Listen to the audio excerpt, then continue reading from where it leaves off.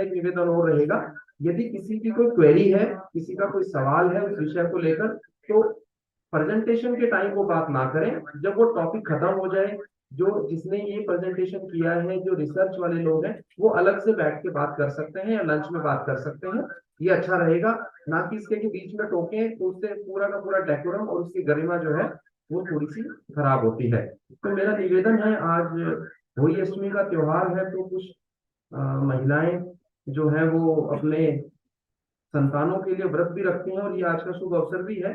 तो मेरा निवेदन रहेगा, श्री के जोशी सर के जो स्टूडेंट हैं रिसर्च वाले, उनमें से एक निवेदन आया है हमारे पास दीपाली जी का, और दीपाली जी का और दीपिका अग्रवाल जी का। इनका जो विषय है वो है विवाह में किस तरह समरूपता रहे, मैरिज कंपेटिबिलिटी, और कुछ इनका दूसरी चीजों पर भी रिसर्च है, प्रॉब्लम इन चाइल्ड। तो ये दोनों लोग एक ही कुंडली के माध्यम से, अलग अलग कुंडली के माध्यम से हमें ये बताने की कोशिश करेंगे कि किस सूत्र के माध्यम से ये प्रॉब्लम सामने निकल के आई है और किस समय पर ये परिस्थिति बनी है। तो मैं निवेदन करूंगा दीपाली जी से और दीपिका जी से, प्लीज आए।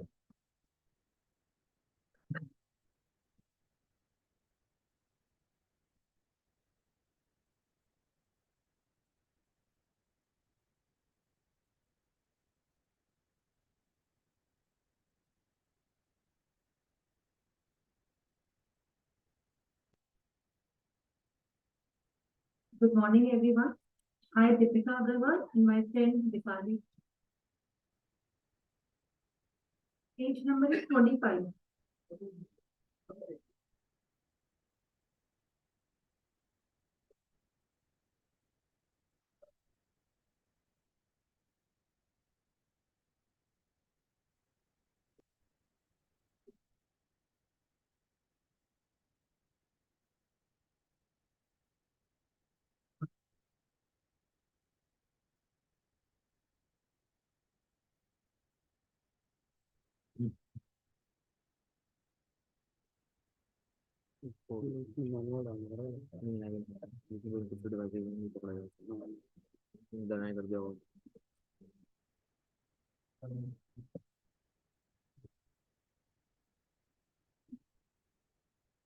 Good morning, everyone. I, Deepika Agarwal, and my friend Dipali Brahmi, we both are presenting together in front of you all. और सबसे पहले हम हमारे गुरु श्री के एन राव सर और के जोशी सर और उन सभी टीचर्स का शुक्रिया अदा करेंगे जिनसे हमने इन 2 वर्षों में बहुत कुछ सीखा है. So we are presenting a couple's case today and we'll discuss their marriage compatibility and childbirth. So houses we are seeing for the compatibility, that is Lagna, 4th house, 7th house, 8th house and 12th house. अगर हम female chart देखते हैं तो उसमें लग्ना Lord, that is Mercury, which is in 6th house with Saturn. Mercury is in Anuradha Nakshatra, whose lord is Saturn again. 4th house में मंगल है जो कि 6th का लॉर्ड है, and 4th lord Mercury has gone to 6th house. और Mars और राहु दोनों ही बहुत क्लोज डिग्रीज में है. मार्स है 13 डिग्रीज 53 मिनट्स और राहु है 14 डिग्रीज 59 मिनट्स. और फल दीपिका के अनुसार जब 4th हाउस में कोई मैलेफिक एस्पेक्ट हो या 4th हाउस में कोई मैलेफिक प्लैनेट हो तो it gives negative results in marriage. यहाँ Mars is aspecting 7th house and 7th lord Jupiter is debilitated in 8th house in movable Rashi. There is no benefic aspect on 7th house or 7th lord. Female horoscope में देखें तो 8th house को मांगल्य भाव भी कहा जाता है और यदि 8th हाउस अच्छी पोजीशन में नहीं है या 8th लॉर्ड का 7th लॉर्ड से रिलेशन हो रहा है then it is not good for marriage. यहाँ हम देखें तो 7th lord is debilitated in 8th house and is aspected by 8th lord Saturn. और फल दीपिका के अनुसार 8th house should be vacant, but यहाँ पर debilitated Jupiter है 8th हाउस में and 8th lord Saturn भी 12th हाउस को भी एस्पेक्ट कर रहा है and 12th lord Venus is also afflicted. और वीनस के बारे में हम लेटर ऑन डिटेल्स आपको देंगे. अगर हम मून कुंडली देखें तो मून कुंडली में lagna is aspected by Saturn, lagna lord Sun is debilitated and it is in Rahu Ketu axis and it is also in पाथ करते. पर यहाँ पर एक सेविंग है कि वीनस अपने ही घर में है सन के साथ, सो डेबिलिटेशन यहाँ कैंसिल हो रही है और सेकंड हाउस में मार्स है and second lord Mercury has gone to fourth house, that is sukh sthan with Saturn.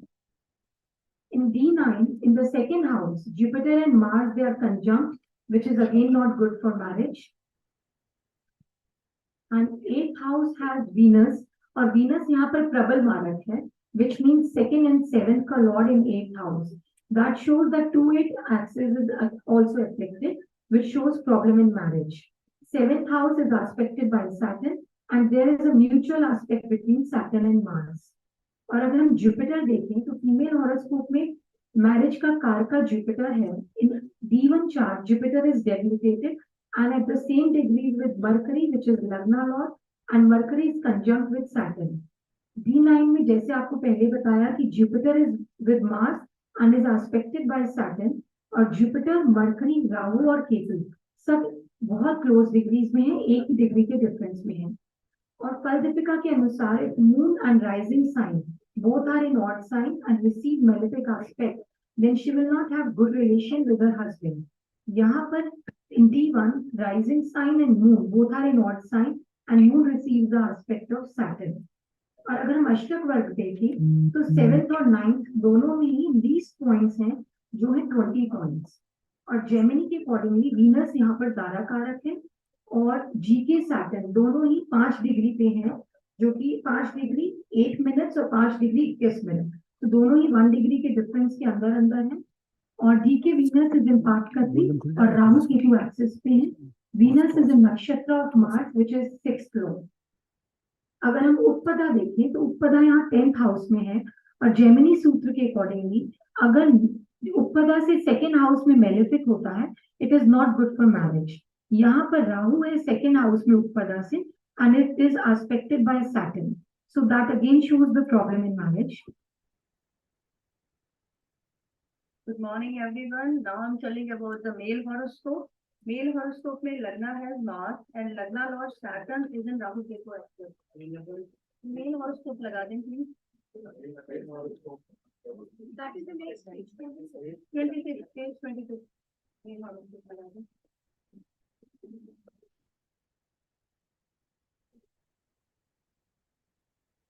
Yeah.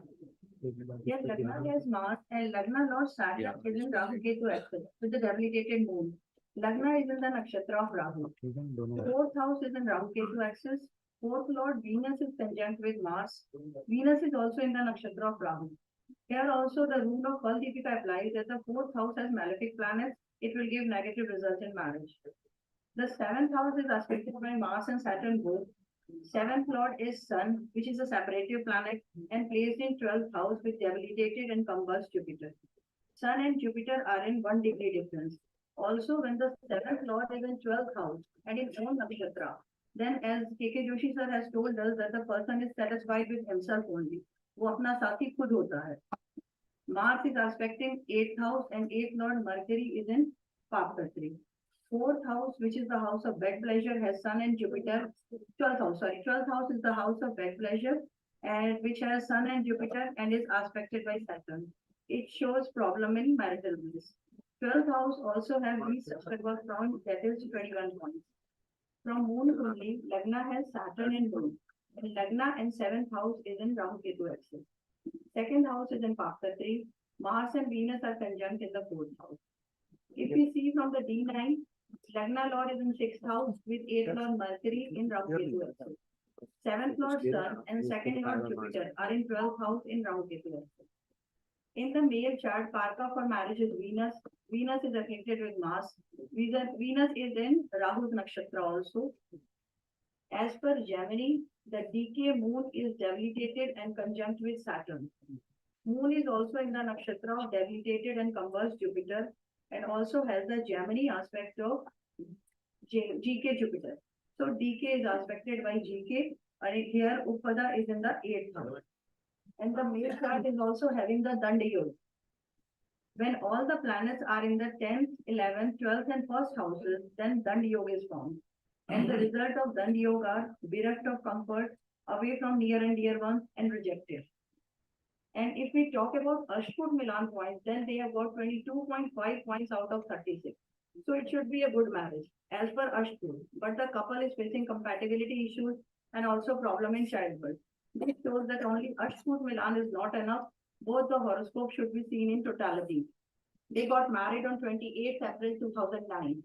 Or marriage as per Vimshotri Dasha, both of them got married in their respective Chitra Dashas. As per classics, the new Dasha brings transformation in life. For the female, it was Rahu, and for the male, it was Mercury. So the new phase started in both the cases. As per Gemini Dasha, in both cases, it was new Rashi Dasha. For the female, it was the Dasha of Scorpio Libra, which are Rashi is at 212 axis. And for the male, it was Gemini Taurus, also at 212 axis. Taurus Rashi is in 4th house, which is in Rahu Ketu axis, and also aspected by GK Jupiter from the 12th house. Now we take the case of their problem in childbirth. So as per book on adoption by Rajveer sir, page 72, for the problem in childbirth, we should see 5th house, 5th lord of D1 chart, it should be afflicted.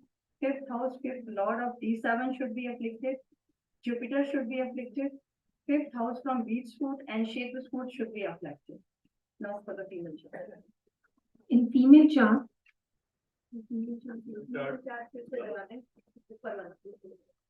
page number 25.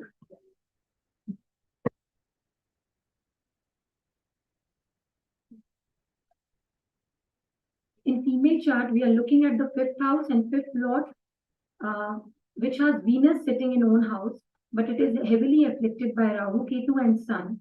As per Fal Deepika, if Venus is hemmed between malefics or is conjunct with or get an aspect of malefic, then the native will be devoid of children. Both are also in Papkatri.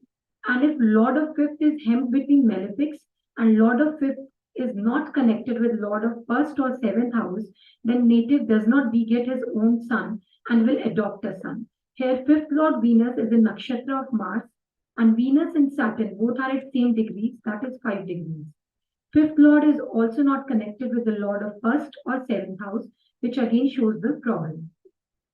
Kalpurush Kundli ke 5th Lord Sun is also debilitated in 5th house, and as per Chamatkar Chintamani, अगर पंचम भाव में सूर्य हो तो उसे पूर्वजों के श्राप से संतति नहीं होती या होकर नष्ट हो जाती है. Degree of Lagna is 21 degree and Sun is 22 degrees 30 minutes, which means only 1 degree and 30 minutes difference. क्योंकि Sun 5th house में लग्ना से close degrees में है, तो वह उस भाव की ज्यादा हानि करेगा. Karka for children, Jupiter is debilitated and placed in 8th house, which is aspected by Saturn. Jupiter, Lagna Lord Mercury, Rahu and Ketu all are at same degrees. Even in D9, Jupiter is badly afflicted, is conjunct with Mars and is aspected by Saturn.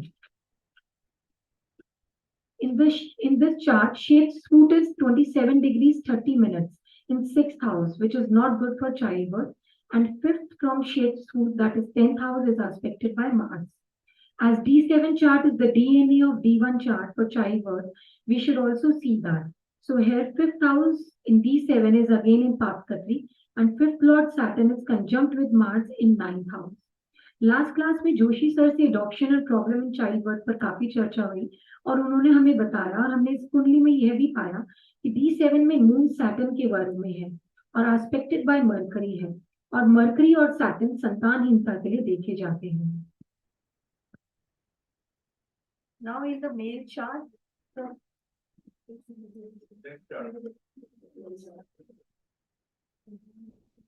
fifth Lord Mercury is in Papkatri. 5th Lord of G7 is Mercury again and afflicted by Saturn and Mars both. और संकेत विधि के अनुसार जिसके द्वादश भाव में सूर्य हो वो बंध्या स्त्री का पति होता है, अर्थात उसकी स्त्री संतान पैदा करने में अयोग्य होती है. So here we can see in D1, Sun is in 12th house, so problem in progeny is created. In this chart also Jupiter is debilitated, deeply combust and in close degrees with Rahu, Ketu, Saturn and also aspected by Saturn. तो यहाँ Saturn की अर्गला भी है. Beech foot is 22 degrees 56 minutes in 7th house, which is in close degrees with Mars, and 5th house from Beech foot is in Papkatri. This lady has suffered 2 abortions, but there is a ray of hope in D7 of the female chart.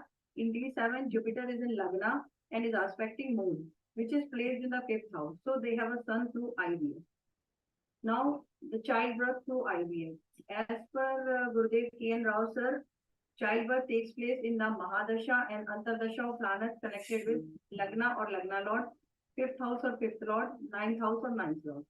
So at the time of childbirth and even 9 months before, female was running the Mahadasha of Rahu and Antardasha of 9th Lord Saturn. The male was running Mahadasha of 5th Lord Mercury.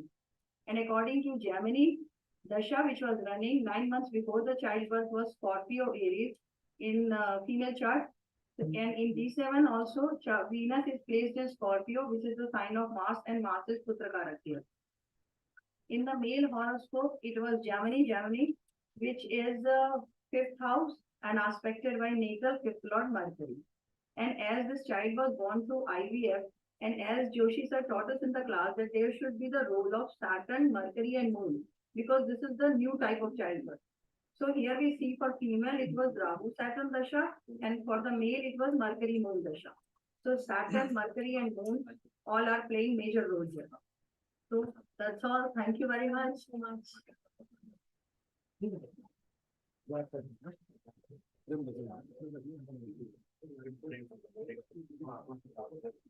बहुत ही सुंदर। और मैं तो इस बात को लेके बड़ा ताज्जुब हूं कि दो ज्योतिषी एक ही बात कर रहे हैं। कभी भी नहीं करते, दो ज्योतिषी कभी एक बात मानते नहीं दूसरे की। तो ये बड़ा सरप्राइज है, वो भी दो लेडीज और दो ज्योतिषी एक साथ चल रहे हैं। कम शब्दों में अधिक समझने का प्रयास करें, ठीक है। ज्योतिषी को वैसे भी राव साहब कहते हैं वाक्पटुक होना चाहिए। तो मैं निवेदन करूंगा मंजीत जी से, वो दशा के ऊपर उनका कुछ रिसर्च है, वो हमें प्लीज बताएं। और माइक को थोड़ा नजदीक रखें क्योंकि लाइव जो जा रहा है आवाज का प्रॉब्लम थोड़ा सा आना शुरू हुआ है।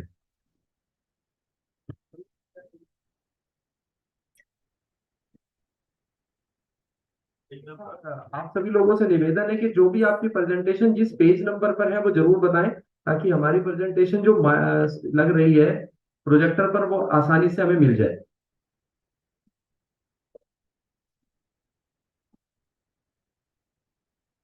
Page number 28। नमस्कार, मैं मंजीत कौर बोल रही हूँ।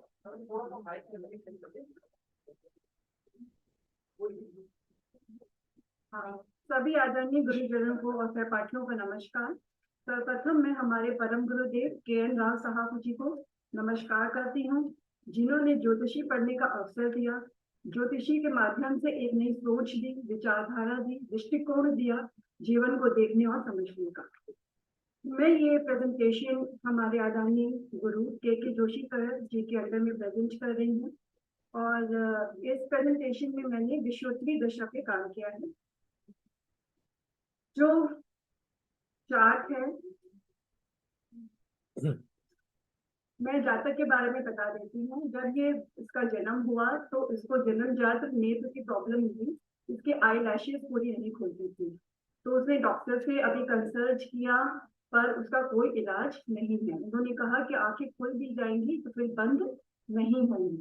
तो उसके कुछ हमारे संबंधित नियम दिए गए हैं हमारे ग्रंथों में, जो बृहत प्राशर होरा शास्त्र चैप्टर 14 श्लोक 15 में कहा गया है, if Mercury joins 2 or 3 malefic planets in any house, then that organ which is represented by the house will have wound. Chapter 15 श्लोक 12 में बोला गया है, in case of Netresh being strong, the native will have beautiful eyes, but if he is placed in the 6th, 8th and 12th house, the native will have defective eyes. तो जातक तत्वम chapter 3 श्लोक number 2 to 6 में बोला गया है, if Venus along with the malefic occupied 2nd house or 12th house, the person concerned will be either one eye or have defective eyesight. श्लोक number 2 to 4 में बोला गया है, if a malefic occupied the 1st or the 12th house of person concerned have closed eyes. श्लोक 230, if the lord of the Lagna is in a sign owned by Mercury or Mars and is expected by the those planets, the person concerned will suffer from eye disease. अब यहाँ पे जो लग्नेश है हमारे मंगल, वो बुध की राशि में, सॉरी मंगल की राशि में बुध के साथ युति में है D1 चार्ट में।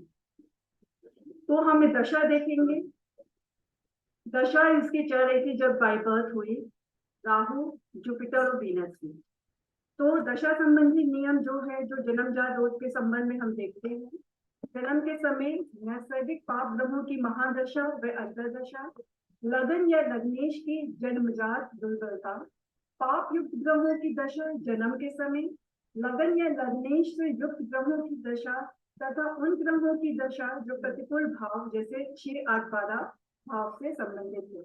और इन सब का संबंध हम D1 और D9 चार्ट में देखेंगे।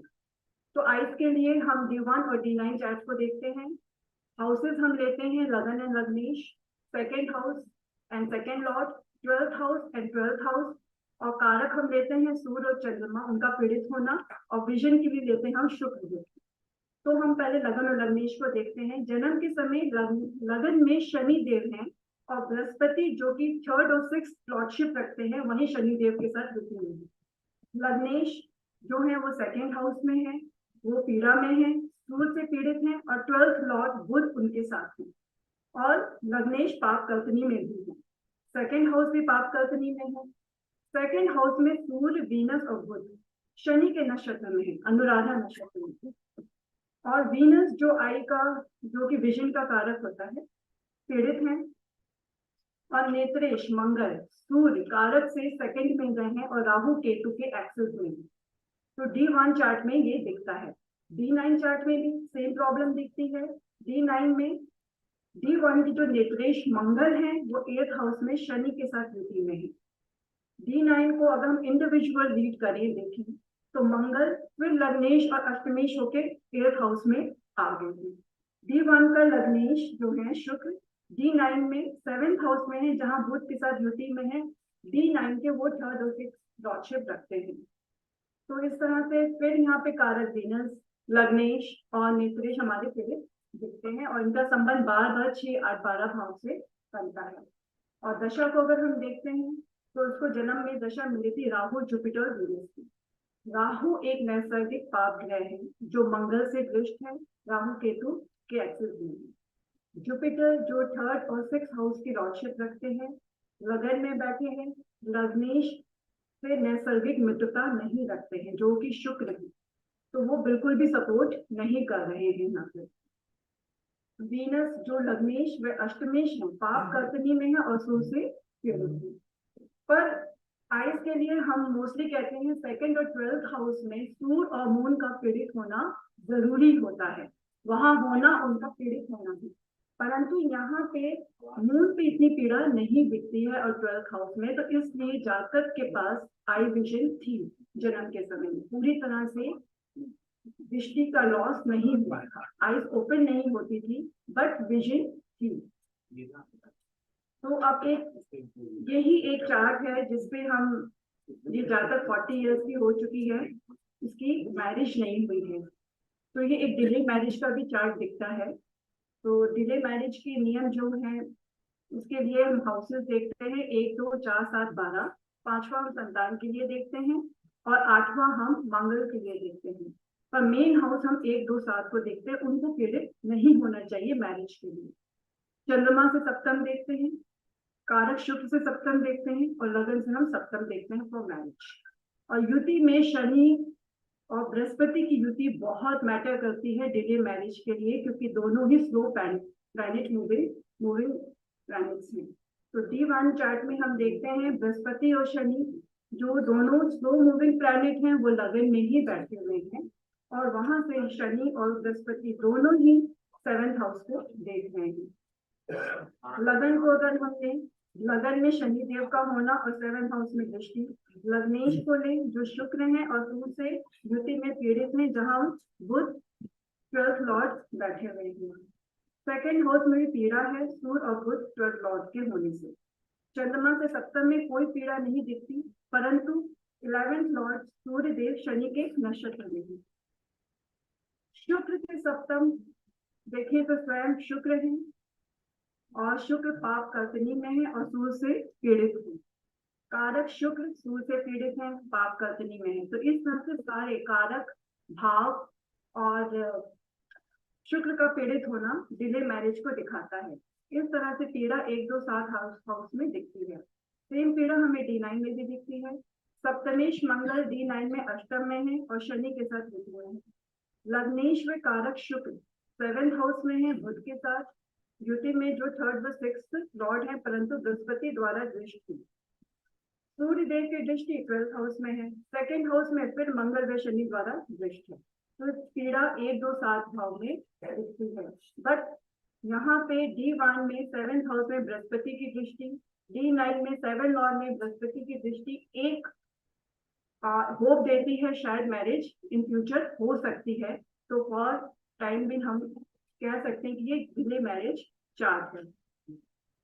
इसी का एक थर्ड केस है लॉस्ट ऑफ जॉब।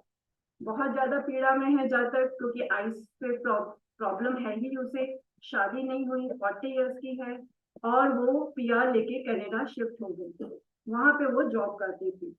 जब वो PR लेके कनाडा शिफ्ट हुई तो शनि की ही महादशा चल रही थी, जो कि इसकी कुंडली में योग कारक है। परंतु जब इसकी जॉब चली गई 20/5/2023 को, जब शनि पे सूर्य और शनि की अंतर्दशा आई, शनि पे जब सूर्य की अंतर्दशा आई तो वही महादशा में उसकी वो जॉब चली गई और वो पूरी तरह से डिप्रेशन में थी इस पर, क्योंकि जॉब नहीं है, शादी नहीं है, घर से दूर है, अकेली है, तो पूरी तरह से पीड़ा में है। तो अब हम देखते हैं फल दीपिका चैप्टर 20 श्लोक 28 में कहा गया है, महादशा शेष, महादशा नाथ में शत्रु ग्रह की अंतर्दशा, शत्रु क्षेत्र ग्रह की अंतर्दशा, लग्नेश के शुभ ग्रहों की अंतर्दशा। इन अंतर्दशाओं में शत्रु भय, स्थान हानि, तबादला, स्थान त्याग, प्रिय व्यक्ति से भी शत्रुता हो जाती है जब ये दशाएं आती हैं। चैप्टर 21 श्लोक 52 फल दीपिका के अनुसार, शनि की महादशा में सूर्य की अंतर्दशा आती है तो मृत्यु या लगातार शत्रु भय, गुरुजनों को रोग, धन धान की हानि होती है। और 3, 6, 11 भाव की दशा कष्टदायी बताई गई है। तो यहाँ महादशा ना शनि देव हैं जो कि 4th और 5th लॉर्ड है, परंतु जो सूर्य है वो 11th लॉर्डशिप रखते हैं। तो नियम के अनुसार अगर हम देखें तो हम पहले देखते हैं दो जॉब के लिए हमेशा जो दशा चल रही होती है उसके भाव व भावेश, उससे संबंधित ग्रह जो उस भाव में बैठे हैं और दृष्टि डाल रहे हैं। तो इस तरह से पूरा एक कंक्लूसिव हमारा कॉम्बिनेशन बनता है 5th हाउस का, 10th हाउस का और 11th हाउस और उनके लॉर्डशिप का। व्यवसाय के लिए हम लगन लग्नेश, 10th house and 10th Lord और 11th हाउस और 11th लॉर्ड को देखते हैं। अब 10th हाउस को देखते हैं। 10th हाउस में शनि और मंगल दोनों की दृष्टि है। जिनका स्वामी चंद्रमा है, वहां कर्क राशि है, वह अपने से अष्टम में मतलब 5th हाउस में चले गए हैं। फल दीपिका के चैप्टर 15 श्लोक 9 में ऐसा कहा गया है, 10th लॉर्ड अपने से अष्टम में है और 5th हाउस में तो दशम भाव की हानि करता है। ये हमारे महादेव के राव साहब भी कहते हैं। 11th लॉर्ड सूर्य जो 2nd हाउस में 12th लॉर्ड बुध के साथ है, D10 में सूर्य फिर 6th हाउस में आ गए हैं। 6-12 का संबंध यहाँ पे भी जॉब को लेकर दिखता है। इंडिविजुअल 10th हाउस को अगर हम देखते हैं तो शनि 8th हाउस में आ गए हैं, जो कि महादशा नाथ है। दशा है शनि में सूर्य की, तो शनि जो महादशा है लग्नेश के मित्र है। जब शनि की महादशा प्रारंभ हुई तो जातक को PR मिला और वो कनाडा शिफ्ट हो गए। परंतु जब उसी शनि देव की महादशा में सूर्य देव की अंतर्दशा आई, व्यवसाय संबंधी परेशानी हुई, जो हम देख चुके हैं, क्योंकि वो सूर्य शनि के नैसर्गिक शत्रु हैं और लगन को भी वो सपोर्ट सूर्य नहीं करते हैं, ना महादशा ना। और गोचर में इस जॉब लॉस का जो मेन पार्ट है गोचर का है, क्योंकि जब इसकी जॉब लॉस हुई तो गोचर में शनि 5th हाउस में थे, जहां पे सर्वाष्टक वर्ग में उसके 22 पॉइंट थे जो लगन से कम थे। ये बहुत मेन बिंदु है। हमेशा हमारे महादेव ने कहा है, गुरुदेव ने, राव साहब ने, कि जब भी आप गोचर देखें उसके साथ सर्वाष्टक वर्ग के बिंदु अवश्य देखें। क्योंकि फिफ्थ हाउस में हम देख रहे हैं एक सीधा दिखता है पॉइंट अच्छा है, पर नहीं, वहां पे उसका योग कारक है शनि देव, अच्छा फल हम सोच सकते हैं, मगर सर्वाष्टक वर्ग में वहां पे 22 पॉइंट होने की वजह से उसको बहुत पीड़ा में, और हाई 7.5 की पीक उसकी चल रही है, हाई पीक ऑफ 7.5, तो बहुत पेन में, जो 7.5 जैसे हम जानते हैं हमारे मन के साथ खेलता है, हमारे इमोशन के साथ ज्यादा खेलता है, तो धन्य धान की हानि है, मगर कनाडा सरकार देती है जिनके पास जॉब नहीं होती, बट उससे ज्यादा पीड़ा इसके मस्तिष्क में, इमोशंस में, फीलिंग्स में है, जो कि total she is on depression right now. और राइट नाउ यही मेरी प्रेजेंटेशन थी, थैंक यू, यही विराम लेती हूँ, थैंक यू सो मच। चंदा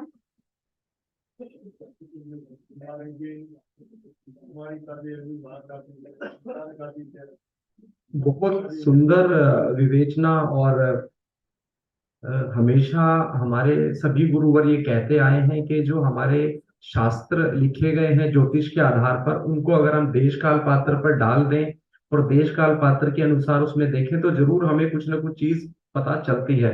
बहुत सुंदर मैडम ने बताया। मैं इतना तो कह सकता हूँ, इनका बुद्ध और गुरु तो जरूर अच्छे ही होंगे जो इतनी बात इन्होंने बोल दी। बहुत बहुत धन्यवाद और आपको खूब सारी शुभकामनाएं। मैं निवेदन करूंगा अनु मैडम से, प्लीज आए। और जैमिनी दशा के ऊपर कुछ इनका डिजीज लेकर इन्होंने कुछ काम किया है। और हमारे बीच मनोज सर भी आ गए हैं। सर बहुत बहुत स्वागत है, नमस्कार। आप आगे बैठे तो सर हमें अच्छा लगेगा। अनु जी। Thank you. सबसे पहले मेरे को मेरा राव सर को नमन और मेरी सभी गुरुजनों को मेरा प्रणाम, मेरे सहपाठियों को मेरा प्रणाम। मेरा ये प्रेजेंटेशन जोशी सर के अंदर हुई है, जिसका मेरा टॉपिक है onset of disease using mainly Jaimini dasha. पर सिर्फ विमशोधरी भी हमने करा बिकॉज कंपोजिट टेक्निक हमने इसमें लगाई है। तो मेरा इसका विषय था कि अगर किसी नेटिव के चार्ट में कैंसर का प्रॉमिस हो, सॉरी पेज 21, सॉरी, अगर कैंसर का प्रॉमिस हो, कैंसर का प्रॉमिस जब लग्ना लॉर्ड जुपिटर एफेक्ट हो जाते हैं, उनकी association 11th house 11th Lord से हो जाती है, लग्ना लॉर्ड की 8th हाउस 8th लॉर्ड से हो जाती है, या महादशा एट बर्थ 8th हाउस की होती है, तो कैंसर के चांसेस हो जाते हैं। And specially mercury Mars Rahu, अगर ये जो प्लेनेट है वो इन्वॉल्व होती है, एंड प्रॉब्लम और इंक्रीज हो जाती है जब मरकरी राहु के नक्षत्र में है। सो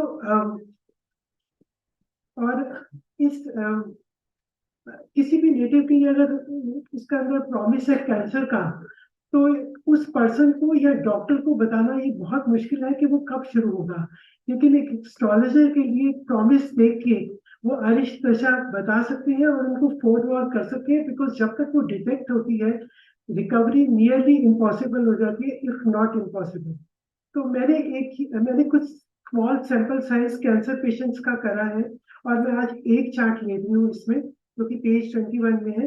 ये एक फीमेल चार्ट है जिनको दिसंबर 2012 के अंदर ब्रेस्ट कैंसर हुआ था।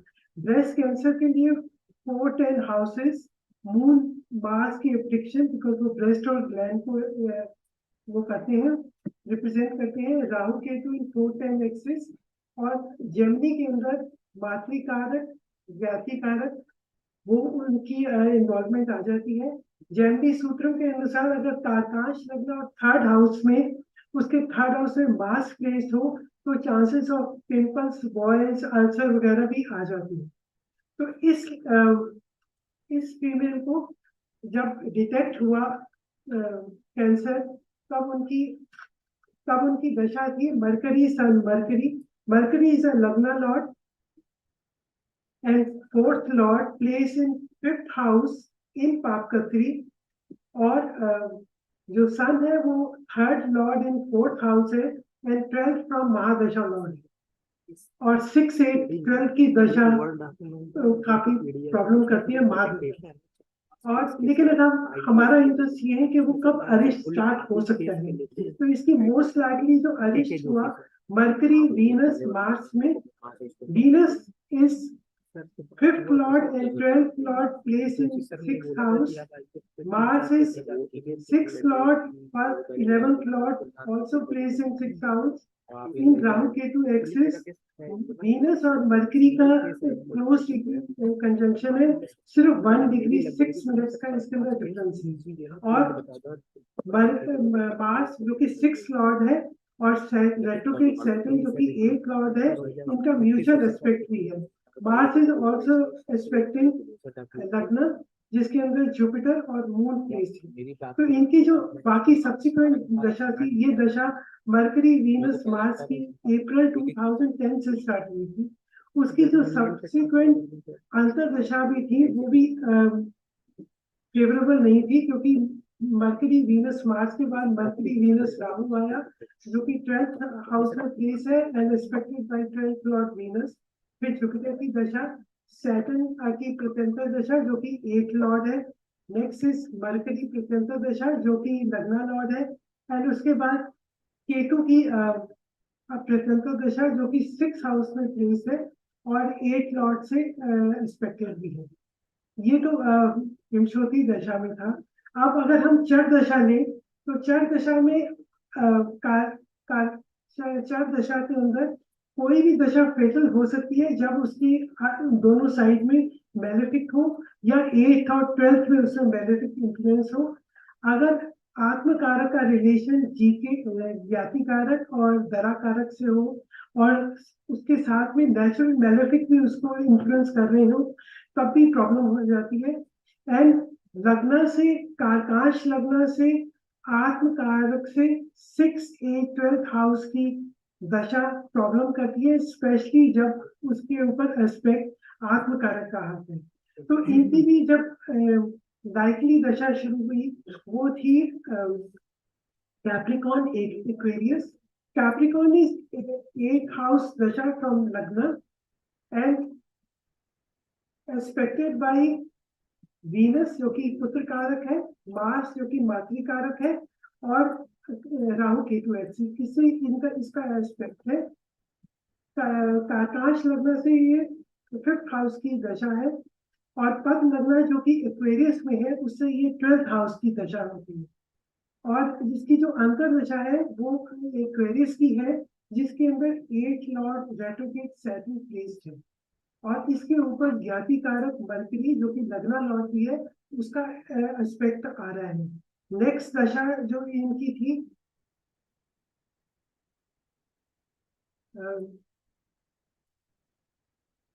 नेक्स्ट दशा उनकी कैप्रिकॉर्न की जो कि 8th हाउस की दशा है। इसके ऊपर अगेन इनका मैलेफिक इन्फ्लुएंस काफी ज्यादा है। फिर उसके बाद सैजिटेरियस स्कॉर्पियो की आई। सैजिटेरियस वैसे ही प्रॉब्लम क्रिएट करती है, हेल्थ इश्यूज भी इसमें आने के काफी लाइकली चांसेस हो जाते हैं and it is expected by it is 4th house from karakamsha lagna जो कि वर्गों में है। उसके अंदर सन आत्मकारक बैठा हुआ है जो कि इसे एक्सपेक्ट कर रहा है और जुपिटर जो कि दरा कारक और मून भांति कारक भी इसको सैजिटेरियस को एक्सपेक्ट कर रहे हैं।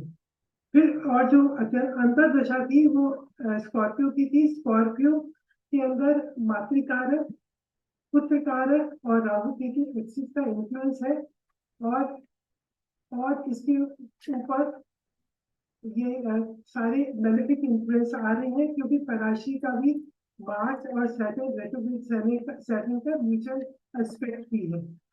फिर नेक्स्ट दशा जो थी वो थी स्कॉर्पियो लिब्रा के अंदर ज्ञाति कारक मरकरी है और इसको राहु एक्सपेक्ट कर रहा है जर्मनी दशा।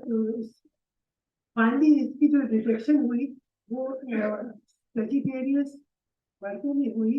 वर्गो इज कारकाश लग्न जिसमें आत्मकारक है और इसको दरा कारक जुपिटर और मून घाती कारक इसको देख रहे हैं। इनके अंदर जर्मनी सूत्र के अनुसार अगर भैया द्वार राशि और भैया राशि पे मैलेफिक इन्फ्लुएंस हो तो चांसेस हेल्थ इश्यूज के भी आ सकते हैं और प्रॉब्लम्स भी आ सकती हैं। तो अगर क्वेरीज को देखें, कैप्रिकॉर्न इक्वेरियस जो की फर्स्ट दशा थी उसमें द्वार राशि एक्वेरियस की थी और बाह्य राशि लिब्रा की थी, जिन दोनों के अंदर मैलेफिक इन्फ्लुएंस है। सैटर्न एक्वेरियस में बैठा हुआ है और लिब्रा के अंदर मरकरी ज्ञाति कारक है और उसको राहु प्लेस कर रही है, एक्सपेक्ट कर रही है। फिर अगर हम स्थिर दशा देखें तो स्थिर दशा के अंदर ब्रह्मा, महेश्वर और रुद्र का काफी रोल आ जाता है हेल्थ इश्यूज में किसी भी दशा पे। और महेश्वर और जीके जो है वो हेल्थ इशू भी क्रिएट करते हैं। तो इसके अंदर स्थिर दशा जो स्टार्ट हुई वो भी अप्रैल 2010 में हुई एरीज वर्गो।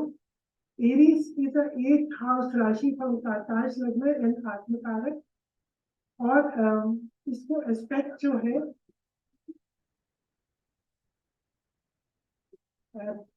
महेश जो मार्स है वो ब्रह्मा और महेश्वर एस्पेक्ट कर रहे हैं। और ऑल्सो 8th लॉर्ड सैटर्न वो भी इसको एस्पेक्ट कर रहा है। तो इसके ऊपर मैलेफिक इन्फ्लुएंस काफी ज्यादा है। इसकी भी अगर हम द्वार और बाह्य राशि देखें तो द्वार राशि एरीज है और बाह्य राशि एक्वेरियस है, तो दोनों के ऊपर मैलेफिक इन्फ्लुएंस है। फिर उसके बाद जो नेक्स्ट इनकी जो दशा आई वो एरीज लिब्रा थी। लिब्रा के अंदर अगेन जीके का इन्फ्लुएंस है और राहु इसको एक्सपेक्ट कर रहा है। नेक्स्ट इनकी जो दशा थी वो एरीज स्कॉर्पियो की आई। Scorpio is 8th house from Aries और उसके ऊपर मैनिफेस्ट इन्फ्लुएंस 8th हाउस का 6th हाउस का आ रहा है।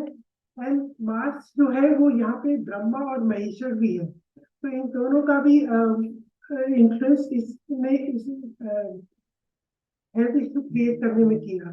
फिर नेक्स्ट दशा थी एरीज सेजिटेरियस की। Sagittarius is again expected bye moon जो कि रुद्रा है, तो ये भी दशा जो है इनको फेवरेबल नहीं हुई। एंड फाइनली इनकी जो डिटेक्शन हुई वो एरीज कैप्रिकॉर्न में हुई। एरीज जो है 8th हाउस फ्रॉम कार्काश लगना है और कैप्रिकॉर्न जो है 8th हाउस फ्रॉम लगना है। तो इसके अंदर भी द्वार और भैया राशि का काफी इन्फ्लुएंस आया। मैंने इसका ट्रांसेक्ट बिकॉज ये तीनों दशा अप्रैल 2010 एंड ऑफ 2010 से स्टार्ट हुई थी, तो मैंने एक रैंडम ट्रांसेक्ट लगाया 1 जून 2010 का। वो भी इनका फेवरेबल नहीं था बिकॉज लगना जो था वो राहु केतु एक्सिस में था और 12th लॉर्ड वीनस लगना को एक्सपेक्ट कर रहे हैं। मार्स 5th हाउस से 3rd हाउस से 6th हाउस को इम्पैक्ट कर रहे हैं। सैटर्न 4th हाउस से 6th हाउस को इन्फ्लुएंस कर रहे हैं एस्पेक्ट से। एंड मार्स 2 दिन पहले ही रेट्रोग्रेड से डायरेक्ट हुए थे और रेट्रोग्रेड पोजीशन में 3rd हाउस से नेटल सैटर्न को भी एस्पेक्ट कर रहे थे। फिर जुपिटर जो है वो 10th हाउस से अगेन 6th हाउस को एस्पेक्ट कर रहे थे और जो मरकरी है वो 11th हाउस से नेटल मरकरी को वो एक्सपेक्ट कर रहे थे। तो तीनों दशा के अनुसार जो इनकी अरिष्ट है वो पहले ही शुरू हो चुकी थी ऑलमोस्ट सेम टाइम में। और 6th house 8th house 12th house from लग्ना आत्मकारक कारकाश लगना, इन तीनों से इनकी दशा जो थी वो पीड़ित थी, जिन्होंने इसको कैंसर का मैं सॉरी एक ही चार्ट कर रही हूँ बिकॉज टाइम का वो था, तो मैंने दूसरा चार्ट जो 22 पेज पे वो मैंने। Thank you so much. Seminar चल रहा है वहाँ पे बात करेंगे वहाँ पे अभी आज का सर कुछ आप ज्यादा चार्ट भी कर सकते हैं तो मैडम 26 का टाइम हमारे पास रहेगा। आप हाँ 26 को आप जरूर कर सकते हैं। बहुत सुंदर गणना अनु मैडम ने की है। और एक चीज मैं आप सब लोगों को बताना चाहता हूँ कि जैसे हम लोग ज्योतिषी हैं तो अपना हमें सब लोगों को हमेशा एक्टिव रहना चाहिए। वो कैसे है उसका उदाहरण मैं आपको देके बताता हूँ। एक सब लोग मेट्रो से ट्रेवल करते हैं तो कहीं ना कहीं सीट को लेके झगड़ा भी बहुत बार लोगों में होते हुए देखा गया है कि कोई सीट पे बैठ जाता है वो नहीं बैठ पाता है। ये घटना है शायद 3 4 5 महीने पहले की होगी। तो मैं भारतीय विद्या भवन आने के लिए मेट्रो में ट्रेवल कर रहा था, तो एक साथ एक सीट खाली हुई तो 2 लोग एक साथ उस पे उसके कैंडिडेट हो गए। तो एक बैठ गया और दूसरा नहीं बैठ पाया। तो दूसरे ने कहा कि गो टू हेल्प, कि वो बैठ गया, वो बैठने वाला था तो गो टू हेल्प। तो उसने कहा कि मैं क्यों जाऊं नरक में, तुम जाओ। तो कह रहा मैं कैसे, कह रहा अपनी कुंडली दिखा लीजिए। तो थोड़ा मैं भी उसके नजदीक हो गया, शायद मेरे को पूछ ले कुछ। तो ज्योतिषी को हमेशा वाकपटुक होना चाहिए, ऐसी चीजें कई बार देखने को मिल जाती हैं। मैं निवेदन करूंगा अनिल जी से, प्लीज आए।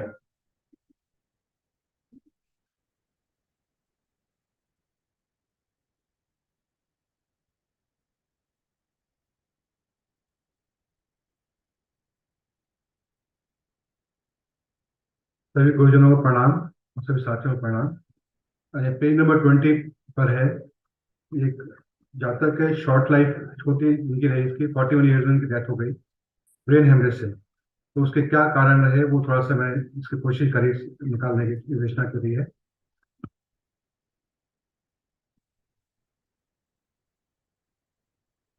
देखिए, इसमें जो ब्रेन डिसऑर्डर्स होते हैं उसके प्रोमिसेस क्या क्या हैं, पहले मैं उसको थोड़ा आपको सामने समक्ष प्रस्तुत कर रहा हूँ।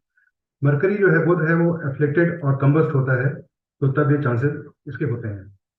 मरकरी यहाँ पर इस चार्ट के अंदर मरकरी रेट्रोग्रेड है और 8th लॉर्ड है, 11वें घर में पोस्टेड है with Sun and with Venus के साथ है, शुक्र के साथ, जो कि गुलिक लॉर्ड है, 12th लॉर्ड। दूसरा, एफ्लिक्शन चौथे घर 4th हाउस के साथ और 4 लॉर्ड हो तब भी ये प्रॉब्लम आती है। इसमें 4th हाउस एफ्लिक्टेड है बाय मार्स, 6th लॉर्ड जो है, और 4th Lord Saturn in 12th house और कम्बस्ट हुआ है, अस्त है। और तीसरा जो उसमें है एफ्लिक्शन टू सिग्निफिकेटर मून, चंद्रमा, तो इसका जो significator Moon posted in 8th house, 8वें घर में पोस्टेड है in Rahu Ketu axis, and also expected by 6th lord Mars, Mars भी इसको देख रहे हैं, और मून जो है वो राहु के नक्षत्र में बैठे हुए हैं। तो अभी मरकरी चौथा 4th हाउस का और मून का हमने देखा। अब मार्स का भी देख लेते हैं।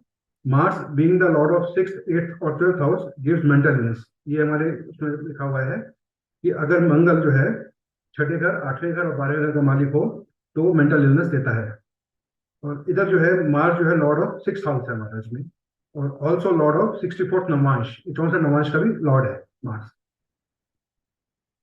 अब इसमें और एक बात कही है, when moon, mercury and Jupiter, चंद्रमा, बुध और बृहस्पति अगर और सारे एफिलिएटेड हों, सारे अगर हों, then condition leading to mental illness is highly possible.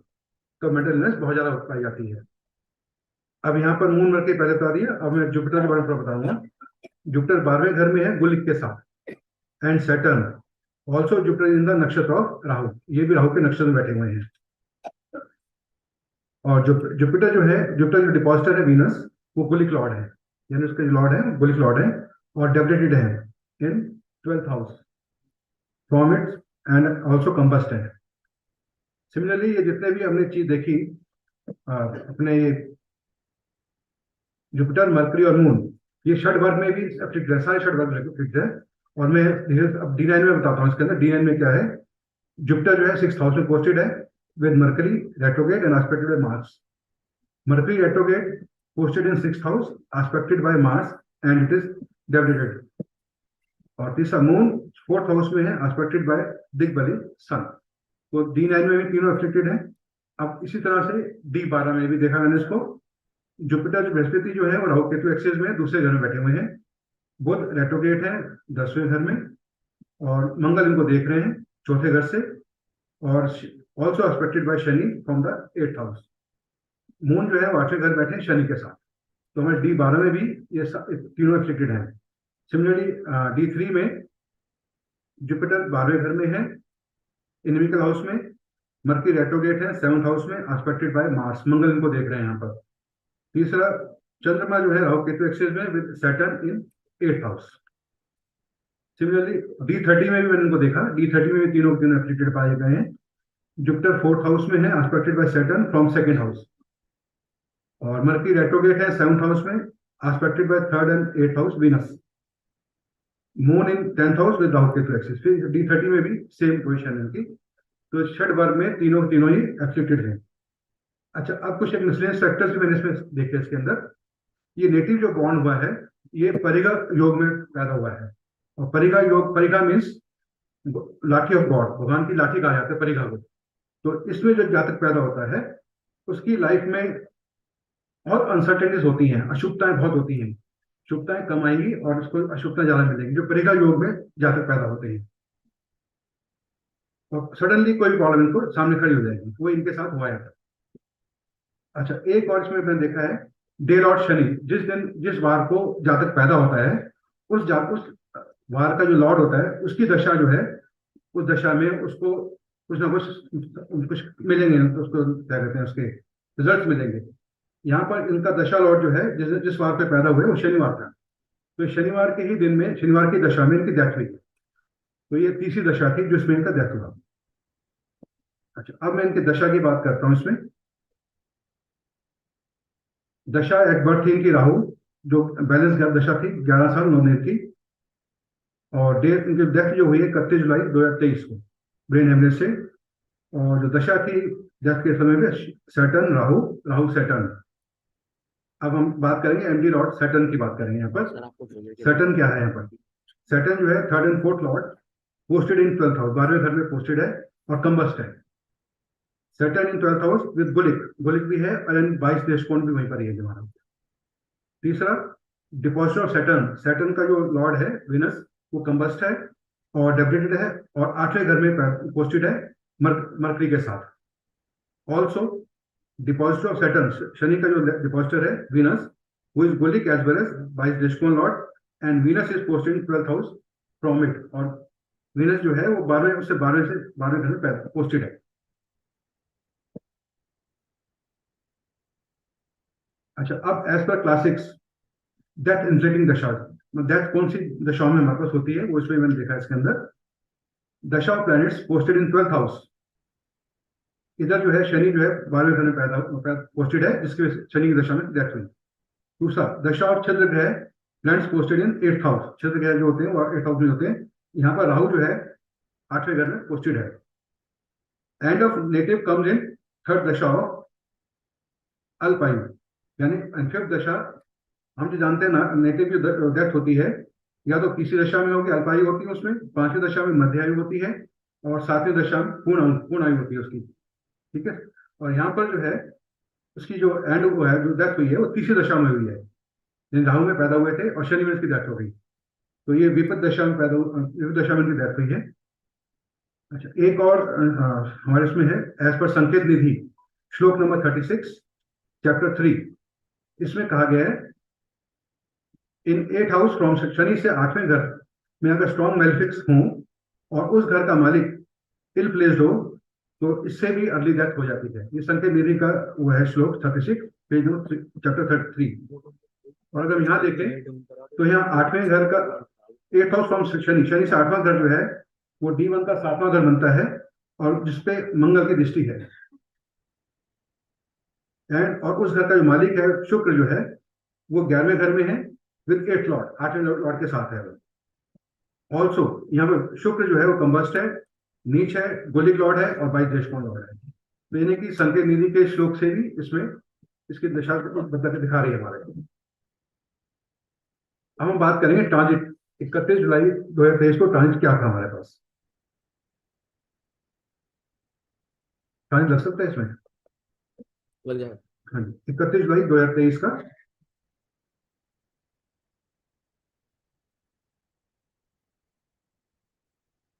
वृश्चिक लगन से दिखा दीजिए।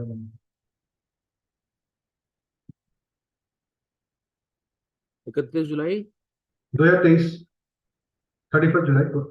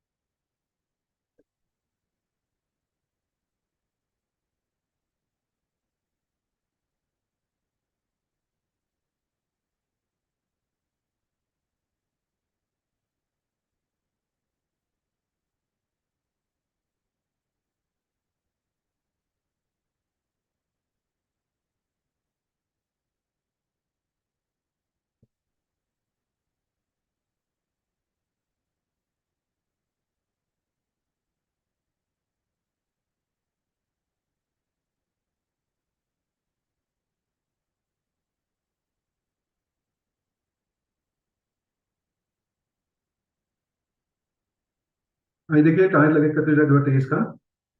इसमें एज पर होरा रत्नम, जो रत्नम क्लासिक की बात कर रहा हूँ, चैप्टर 8 श्लोक नंबर 27, उसमें कहा गया है कि when मेलिफिक्स transit over 64th Namansh और 22nd देशकोण, नेटिव की डेथ हो जाती है इसके अंदर। और यहाँ पर जो है राहु ट्रांजिट कर रहा है over 64th Namansh. 64th Namansh हमारा यहाँ छठे घर में है, और इस Lord in birth chart posted in 6th house. ये तो होरा के हिसाब से हो गया। दूसरा है व्हेन सैटर्न ट्रांजिट इन ट्राइन्स, जब सैटर्न शनि जो है ट्रांजिट करता है ट्राइन्स में 22 देशकोण और it's Lord in birth chart, तो ये बुरा पीरियड होता है इंसान जातक का। और यहाँ पर हम शनि देख रहे हैं, शनि ट्रांजिट कर रहा है ट्राइन के अंदर तो 22 देशकोण। इसका 22 देशकोण जो है वो आपका 12th हाउस में है, तो उसके टाइम में शनि ट्रांजिट कर रहा है यहाँ पर हमारे चौथे घर में, वो उसके टाइम में ट्रांजिट कर रहा है। तो ये भी एज पर क्लासिक्स है हमारे पास। एक तीसरा और क्लासिक में है when certain transit in trines to a sign occupied by Saturn in D1। Shani जो है D1 में जहाँ शनि होता है उसके टाइम अगर ट्रांजिट करे और एक लॉर्ड नमांशा, तो तभी एंड ऑफ नेटिव हो जाता है, तभी नेटिव की डेथ हो जाती है। और यहाँ पर शनि जो है ट्रांजिट करें trine to the sign occupied by Saturn in Libra.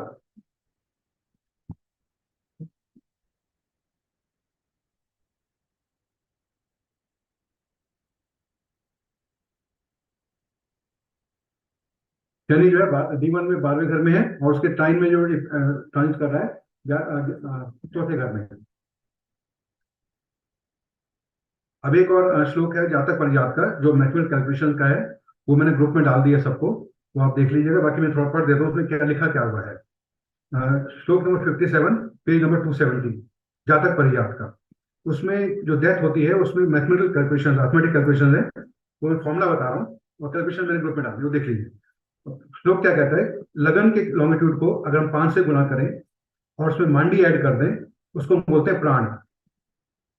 चंद्रमा को, मून को अगर हम 8 से गुना करें, उसमें मांडी जोड़ दें, वो बॉडी बन जाती है, उसको बॉडी बोला जाता है। तीसरा है मांडी को अगर हम 7 से गुना करें और सूर्य के लॉन्गिट्यूड में ऐड कर दें, तो मृत्यु बन जाता है। तो तीनों पार्टों को अगर हम जोड़ दें, ए प्लस बी प्लस सी के तीनों कर दें, और उस पर अगर शनि ट्रांजिट कर रहा हो तो डेथ हो जाती है। वो इसके अंदर वही सेम सिचुएशन यहाँ आ रही है। तो ये श्लोक नंबर 57 पेज 270 जातक परिजात का है, और इसकी पूरी कैलकुलेशन मैंने करके डाल दी है इसके अंदर, ग्रुप में डाल दी। अच्छा, अब इसके हम कोट चक्र भी मैंने जो इस तरह से सीखा था वो मैं कोशिश कर रहा हूँ। कोट चक्र में इसमें भी सेम दिखा रहा है। कोटपाल इसमें मार्स है, कोट स्वामी बुध है, और सबसे मेन बात जो है स्तंभ में जुपिटर इस केस में मारक है। 31 जुलाई का कोड चक्र चाहिए कि D1 का चाहिए नेटल चार्ट का? नहीं नहीं, 31 जुलाई का। हाँ जी, यार, हाँ जी, हाँ जी।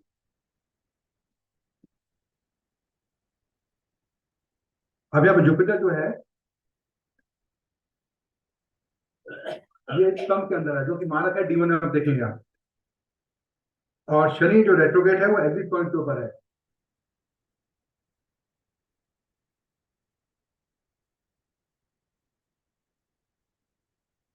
धनुष इसमें।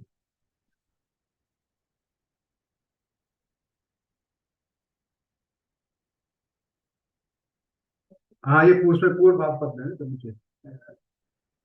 और वीनस रेट्रोगेट जो है मारक जो है वो भी एग्जिट पॉइंट के ऊपर है, और राहु जो है वो भी एग्जिट पॉइंट पे है मध्य में। तो इस तरह 31 जुलाई में भी देख रहे हैं कि मारक जो है सारे ज्यादा स्तंभ में है और एग्जिट पॉइंट पे रेट्रोगेट होकर बैठे हुए हैं। अब इसका जैमनी दशा भी मैंने निकाली थी, चर दशा में कोशिश किया था इसमें।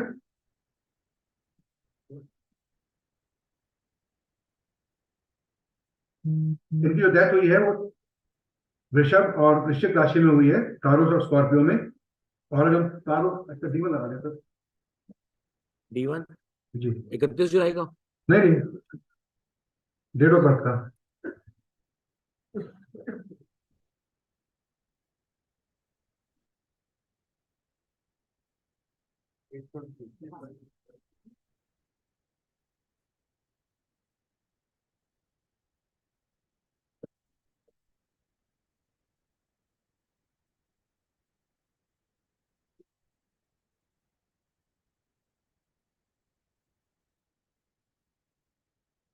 इसमें जो है देखिए आप, डेथ जो हुई तारोस स्कॉर्पियो यानी कि वृषभ और वृश्चिक में हुई है।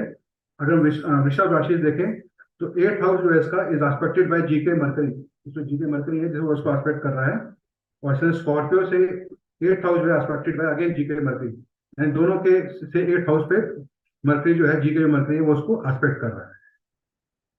तो इतना ही मैंने किया था। Thank you sir.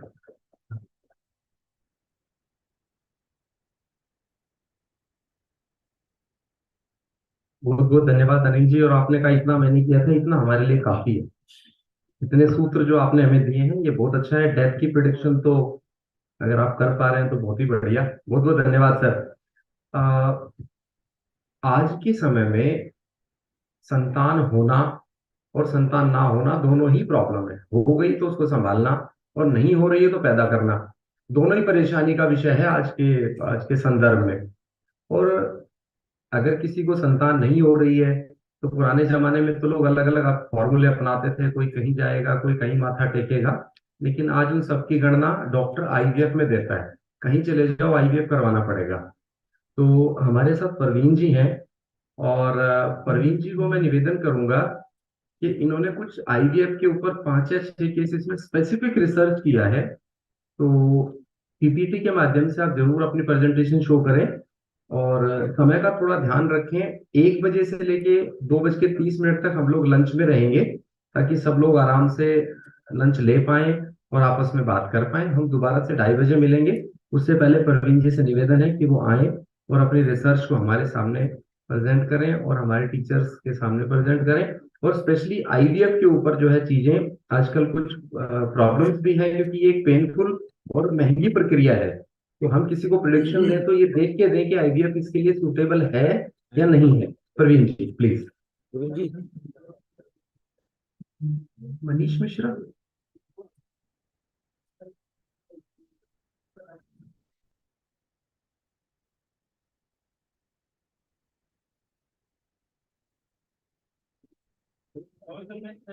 मैं माफी चाहता हूँ, प्रवीण जी नहीं, मनीष कुमार मिश्रा जी हैं, please.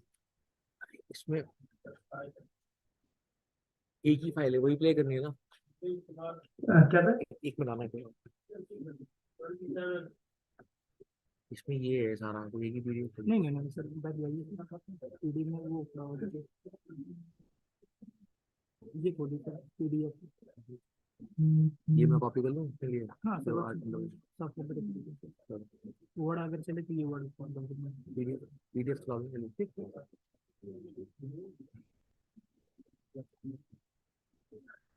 Thank you sir. Good morning to all of you. सभी गुरुजनों को मेरा प्रणाम। मैं मनीष कुमार मिश्रा यहाँ कुछ कुंडलियाँ नो चाइल्ड की दिखाने जा रहा हूँ, जिनको अभी तक आईवीएफ से भी संतान प्राप्ति नहीं हुई है। एज पर क्लासिक्स हमारे लग्न पंचम सप्तम नवम और नैसर्गिक पुत्र कारक गुरु को हम लोग संतान 27 सॉरी ठीक ठीक ठीक okay sir, sorry I repeat. As per classics हम लोग लग्न पंचम भाव सप्तम भाव नवम भाव और पुत्र कारक गुरु को संतान के रूप में देखते हैं। यदि इनकी स्थिति कुंडली में सही है, पीड़ित नहीं है, तो संतान सुख हम लोग सामान्यता बोलते हैं कि प्राप्त हो जाता है। बृहत पराशर होरा शास्त्र में निसंतान के लिए 2 मुक्ता सूत्र बोले हैं, बाकी तो कई प्रकार के श्रापों का उल्लेख मिलता है। पहला है कि अगर लग्न लग्नेश पंचम पंचमेश सप्तम सप्तमेश और नैसर्गिक पुत्र कारक पीड़ित हो, निर्बल हो, तो संतानहीनता का योग बनता है। दूसरा नियम है अगर राहु मंगल शनि और आपके सूर्य सबल होकर मतलब बली होकर पंचम भाव में बैठे और पुत्र कारक और आपका नैसर्गिक पुत्र कारक गुरु और पंचमेश अगर पीड़ित हो, निर्बल हो, तब भी संतानहीन योग बनता है। ये आईवीएफ के केस में मुख्यतः मैं यहाँ जो कुंडलियां लगा रहा हूँ ये स्त्री जातक की हैं, तो स्त्री जातक के लिए सप्तम भाव का भी विश्लेषण किया जाना चाहिए। अगर आपका पुत्र सुख में बाधा है तो सप्तम भाव के हमारी गर्भ या गर्भावस्था बदलाता है। तो एज पर आपके फल दीप का उसमें बोला गया है कि अगर जन्म लग्न या नवांश के सप्तम भाव में शनि या मंगल की राशि हो तो उस स्त्री को प्रजनन अंग में कोई बीमारी हो सकती है। हमारे श्रद्धेय श्री ज्योतिष गुरु के एन राव सर ने बोला है कि सप्तांश के सप्तम भाव में यदि कोई पाप ग्रह बैठा हुआ है तो गर्भ या गर्भावस्था के दौरान उस स्त्री को कोई कष्ट मिल सकता है या उसकी तकलीफों को बतलाया गया है। तो ओवरऑल हम लोग D1, D7, D9 के सप्तम भाव में बैठे पाप ग्रह राशि या उससे संबंधित चीजों को देख सकते हैं। इसके लिए क्या है कि शुक्र कारक भी हो सकता है। IVF के केस में हम लोग एज पर क्लासिक्स जो नियम लगाते हैं वो बृहद प्रसर शास्त्र में दिया गया है कि अगर पंचम भाव में बुध या शनि की राशि हो और शनि गुलिक मांदी उसी पंचम भाव में हो तो वो उस जातक को आपके कृत्रिम दत्तक आज से संतान सुख प्राप्त होता है। यही नियम जातक परिजात में भी आया है, लेकिन जातक परिजात में शनि गुलिक मांदी की दृष्टि का उल्लेख आया है। शारावली के श्लोक में आता है कि अगर पंचम भाव में शनि की राशि है, शनि अगर से युत है, मतलब शनि अगर पंचम भाव में ही है और चंद्रमा से दृष्ट है तो जातक आपका दत्तक संतान की तरफ जाता है, मतलब दत्तक संतान की प्राप्ति होती है। सेकंड रूल आया है शारावली में कि अगर बुध की राशि पंचम भाव में है और बुध से युत है तथा चंद्रमा से दृष्ट है तो जातक कृत संतान की तरफ जाता है। कृत संतान मीन्स आपका जो खरीदा हुआ संतान। थर्ड रूल आया है सारावली में कि अगर जन्म कुंडली के सप्तांश में मंगल का सप्तांश पड़ रहा हो, वहां शनि से युत हो और अन्य ग्रहों से अदृष्ट हो तो जातक आपका कृत्रिम संतान की तरफ मुख करता है या कृत्रिम संतान से पुत्र सुख प्राप्त होता है। तो ये ओवरऑल कुछ क्लासिक्स के प्रिंसिपल हैं जो मैंने बतलाए हैं। अब अगर हम लोग ट्रीटमेंट का देखें तो ट्रीटमेंट के दौरान IVF के केस में 5 स्त्री जातक के केस में 5, 7, 8 भाव एक्टिवेट होना चाहिए और कारक शुक्र का संबंध आना चाहिए। 8वां भाव क्या है कि हमारा प्रजनन अंग के माध्यम से एग और स्पर्म का कलेक्शन है और उसको कलेक्शन और ट्रांसप्लांट है, इसलिए कुछ समय जब ट्रीटमेंट चलेगी तो 8वां भाव एक्टिवेट हो सकता है। 7वां भाव क्या है, हमारा गर्भ है या गर्भावस्था है जिसके माध्यम से, और 5वां भाव हमारा आपका पूर्णतः संतान भाव को देखा गया है। कारक शुक्र लेने के 2 नियम है। पहला नियम है कि शुक्र गर्भाधान में प्रथम मास का कारक है। IVF के केस में भी आपका एग और स्पर्म का जो मिश्रण होता है वो प्रथम मास का ही है, तो शुक्र यहाँ पर पीड़ित होना आवश्यक है। दूसरा रूल ये है शुक्र लेने का, शुक्र सप्तम भाव का भी नैसर्गिक कारक है। अगर शुक्र पीड़ित होगी तो उसके गर्भ में आने में प्रथम मास में ही प्रॉब्लम आनी चाहिए। अब आगे हम लोग मूव करते हैं।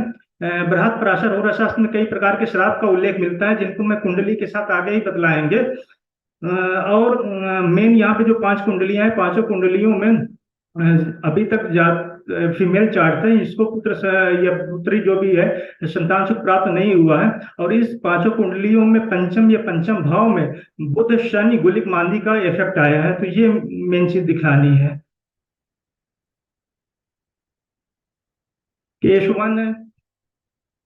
केशवन में ये कर्क लगने की कुंडली है।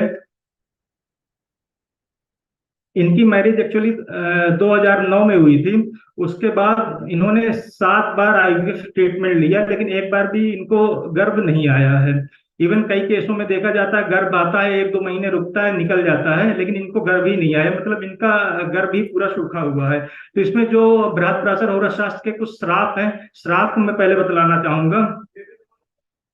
सर एक्चुअली सॉरी, ये पेज नंबर पे प्रिंट नहीं हो पाया था तो इसीलिए मैंने अलग से इसको सर प्रेजेंट किया है। सर प्लीज इसमें रिफर करिएगा, सॉरी।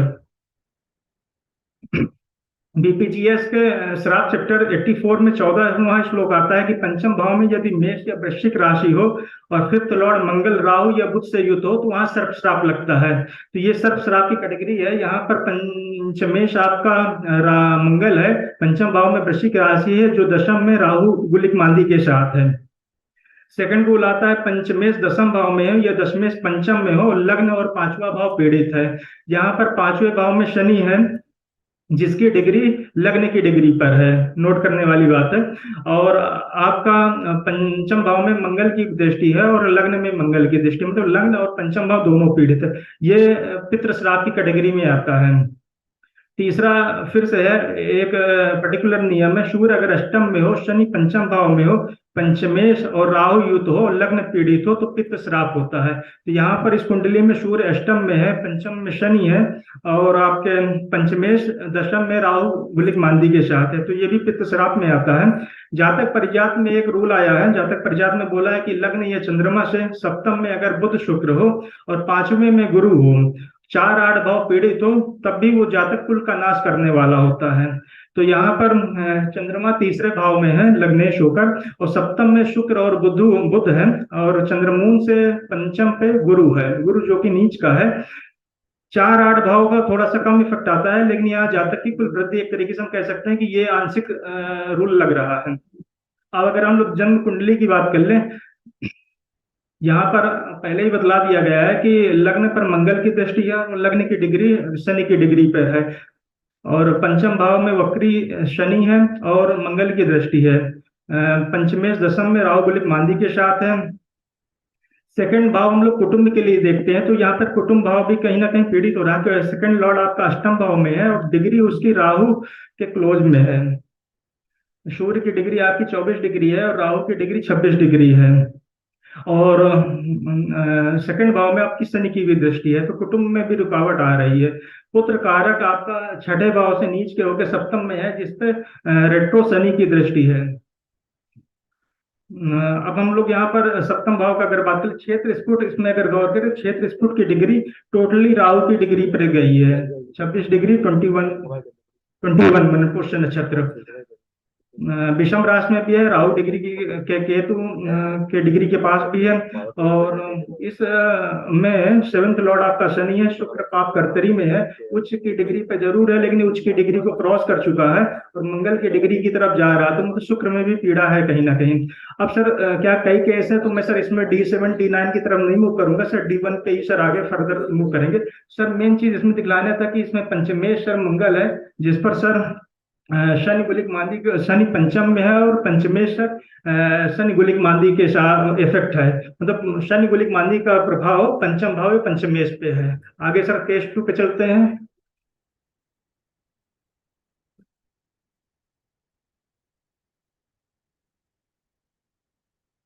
केस 2 ये मेष लग्न की कुंडली है, इनकी मैरिज एक्चुअली फरवरी 2013 में हुई थी।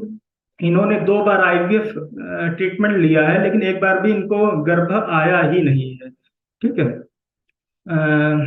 लग्नेश शनि के साथ छठे भाव पे चला गया है, और पंचमेश आपका राहु के साथ तीसरे भाव में है और सामने से गुलिक मांदी का प्रभाव है। आज पर बृहस्पति और शास्त्र के श्राप चैप्टर से देखते हैं, 5th लॉर्ड 4th लॉर्ड और राहु साथ में छठे भाव से शनि से दृष्ट है, तीसरे भाव में दृष्टि पड़ रही है। मतलब ये आपकी सर्प श्राप, पितृ श्राप और आपका मातृ श्राप की कैटेगरी पे जाता है। सर्प आपका राहु के कारण, सूर्य पितृ आपका सूर्य के कारण, शनि के कारण और आपका मातृ चंद्रमा के कारण, तो यहाँ पर तीनों श्राप लग रहे हैं। एक रूल और आता है, 5th लॉर्ड सूर्य, यहाँ पर 5th लॉर्ड अगर पीड़ित हो और लग्नेश पीड़ित हो, पाप युत हो और 10th लॉर्ड लग्नेश के साथ छठे भाव में है तो भी पितृ श्राप आता है, तो यहाँ पे ये रूल भी लग रहा है। जन्म कुंडली में हमने देख ही लिया है कि 5th लॉर्ड सूर्य और 4th लॉर्ड चंद्रमा के साथ राहु के साथ है और गुलिक मांदी के एक्सिस में है, छठे भाव से शनि की दृष्टि है। वक्री गुरु 9th हाउस और 12th हाउस का पीड़ित कारकत्व लेके सप्तम में बैठा है, तुला राशि में है। गुरु से 5वां हाउस का स्वामी शनि है, जो मंगल के साथ छठे भाव में है। क्षेत्र स्फुट इसमें पुनः विषम राशि में है, सूर्य राहु से युक्त है, तीसरे हाउस में ही है, राहु गुलिक मांदी के प्रभाव में आ रहा है। अब इस कुंडली में फिर से गौर करें तो शनि गुलिक मांदी का प्रभाव पंचमेश पर है। केस 3 की तरफ मूव करते हैं सर।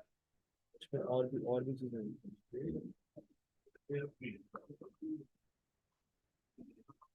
केस 3, इनकी मैरिज ईयर 2011 में हुई थी।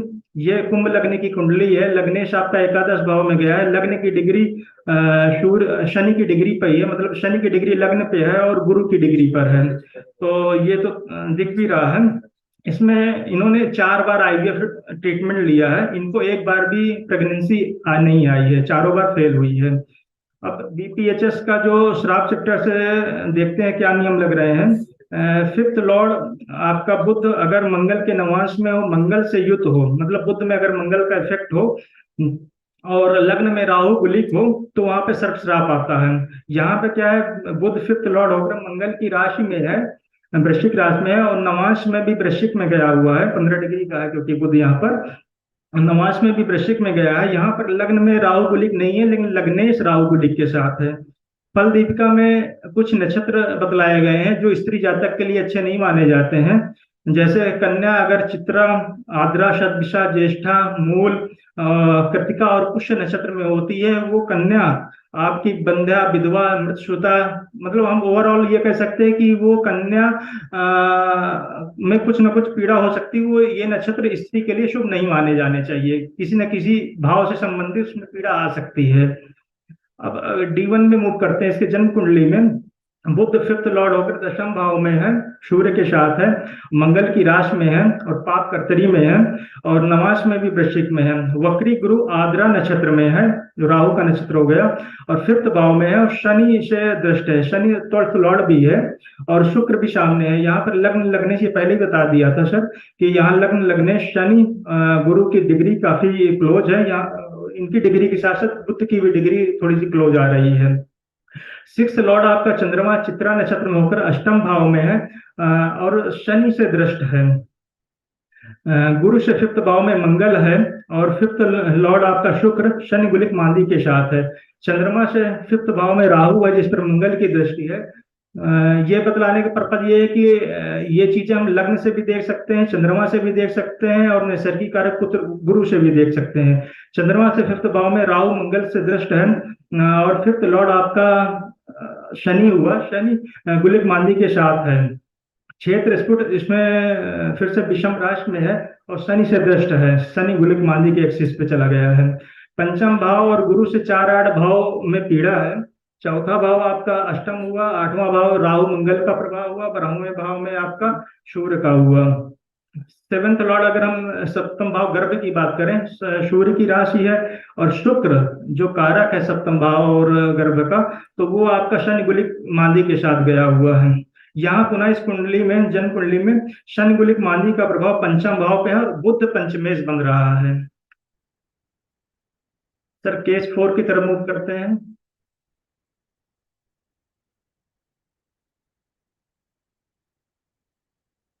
ये भी एक फीमेल चार्ट है। मिथुन लग्न की कुंडली है, लग्नेश आपका सप्तम में सूर्य के साथ है, पंचमेश आपके छठे में है जो सामने से गुलिक मांदी का एक्सिस है। और मेन बात ये हो रही है कि शनि की डिग्री फिर से यहाँ पे गुरु की डिग्री पे जा रहा है। इनकी मैरिज 2007 में हुई थी। मैरिज होने के बाद इनको नवंबर 2007 में इकोटॉपिक प्रेगनेंसी आई। इकोटॉपिक प्रेगनेंसी मीन्स मतलब गर्भ आया, लेकिन गर्भ में फिर जो एग और स्पर्म कहीं लगते हैं तो शायद सही जगह नहीं लगने से फिर वो 5 माह में वो मिसकैरेज हुआ। तो जिससे रीजन ये हुआ कि उनकी फेबेलियन ट्यूब ब्लॉक हो गई, मतलब प्रजनन में बीमारी आ गई। इन्होंने उसके बाद 4 बार IVF अडॉप्ट किया, चारों बार गर्भ नहीं आया। फिर उसके बाद इन्होंने फिफ्थ केस में सरोगेसी अपनाई, वो भी सक्सेसफुल नहीं रही। फिर फाइनली इन्होंने एक चाइल्ड गर्ल अडॉप्ट किया। इसमें जो शास्त्रीय नियम लग रहे हैं हमारे, फिफ्थ लॉर्ड आपका छठे भाव में मंगल से युत हो तो उसकी प्रथम संतान नष्ट हो जाती है और वो स्त्री काकबंध्या कहलाती है। ये नियम मेल चाइल्ड के लिए आया है, लेकिन क्लासिक्स में हमारे ये भी आया है कि जो नियम मेल के लिए है वो नियम स्त्रियों के लिए भी लगाए जा सकते हैं। स्त्रियों के लिए अलग से चैप्टर में स्त्री जातक पे अलग से कुछ नियम बतला दिए गए हैं। तो ये नियम यहाँ पे लग रहा है। शुक्र यहाँ पे फिफ्थ लॉर्ड होकर छठे भाव में है, मंगल की राशि में, मंगल से युत नहीं है लेकिन मंगल के राशि में है और शनि की दृष्टि है। दूसरा रूल ये होता है कि फिफ्थ लॉर्ड और सेकंड लॉर्ड अगर निर्बल हो, सेकंड लॉर्ड यहाँ पर मून है, मून भी शनि के साथ है और सेकंड हाउस में शनि है और उसको सामने से सूर्य देख रहा है, तो सेकंड हाउस में भी पीड़ा है और सेकंड लॉर्ड में भी पीड़ा है। तो रूल ये आया कि फिफ्थ लॉर्ड और सेकंड लॉर्ड अगर निर्बल हो, फिफ्थ भाव में पाप ग्रह की दृष्टि हो तो कुटुंब वृद्धि नहीं होती है। अब जन्म कुंडली की बात कर लें तो फिफ्थ लॉर्ड शुक्र यहाँ छठे भाव में मंगल की राशि वृश्चिक में गया है, नवांश में राहु के साथ है और शनि 8th लॉर्ड यहाँ पर है, शनि से दृष्ट है। लग्न पर शनि और सूर्य की दृष्टि है और लग्नेशस्थ है। फिफ्थ भाव में, फिफ्थ भाव से अगर भाव देखे तो फिफ्थ भाव से 4-8 भावों में पाप ग्रह है। गुरु शनि की डिग्री पे है, ये सबसे पहले ही बतला दिया था। और सेकंड लॉर्ड चंद्रमा भी साथ में है। सेकंड हाउस में राहु और एट्थ भाव से उच्च मंगल की दृष्टि है। उच्च मंगल कहीं ना कहीं कुटुंब वृद्धि रोकेगा, अष्टम से जीव पाठ को पीड़ित करेगा। क्षेत्र स्फुट यहाँ पर वृश्चिक राशि में आया है और गुलिक मांदी के एक्सिस पे जा रहा है, शनि से दृष्ट है। गुरु और चंद्रमा से पंचम भाव, गुरु और चंद्रमा दोनों एक साथ है, तो गुरु और चंद्रमा से पंचम भाव में आपका मंगल और केतु है। और पंचमेश जो स्वयं शनि बना है वो आपका गुरु के साथ गया है, लेकिन वो शनि भी मृत्यु भाग में है। तो ओवरऑल इस कुंडली में भी आपका संतान बाधा दिख ही रही है। इन्होंने काफी आईवीएफ और सरोगेसी भी लिया, तो वो फाइनली इन्होंने जब महादशा बदली तो महादशा बदलने में इन्होंने गर्ल चाइल्ड अडॉप्ट किया था। और इस कुंडली में पुनः जन्म कुंडली में पंचमेश पर शनि गुलिक मांदी का प्रभाव है। पंचमेश शुक्र है, उसमें शनि की दृष्टि है, सामने से गुलिक मांदी का एक्सिस है। केस 5 की तरफ सब मूव करते हैं।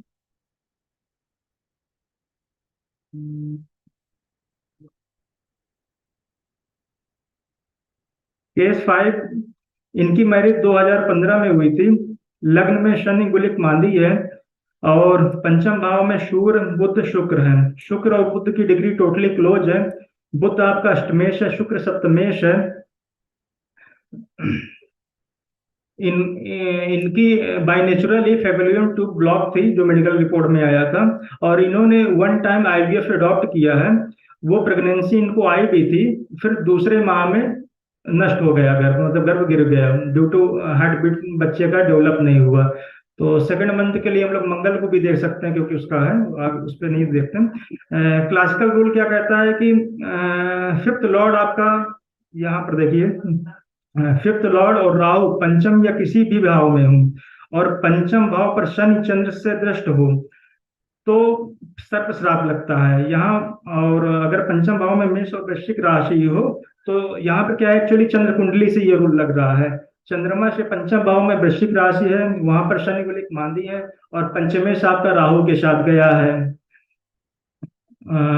और आपकी अगर एक रूल और आता है, लग्न में अगर शनि गुलिक हो, फिफ्थ लॉर्ड और पुत्र कारक नीच अवस्था में हो तो प्रेत श्राप होता है। तो यहाँ पे क्या है कि लग्न में शनि गुलिक मांदी है, पंचमेश आपका तीसरे हाउस में नीच का गुरु है जो शनि देख भी रहा है, तो ये प्रेत श्राप की कैटेगरी में भी आता है।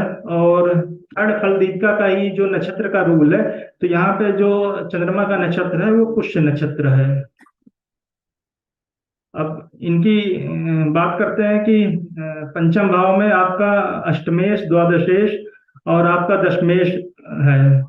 दशम भाव भी संतान के लिए बहुत अच्छा नहीं माना गया है क्योंकि पंचम से छठा होता है। पंचमेश गुरु नीच अवस्था में है और वक्री शनि से दृष्ट है। गुरु से पंचम पर भी शनि की दृष्टि है।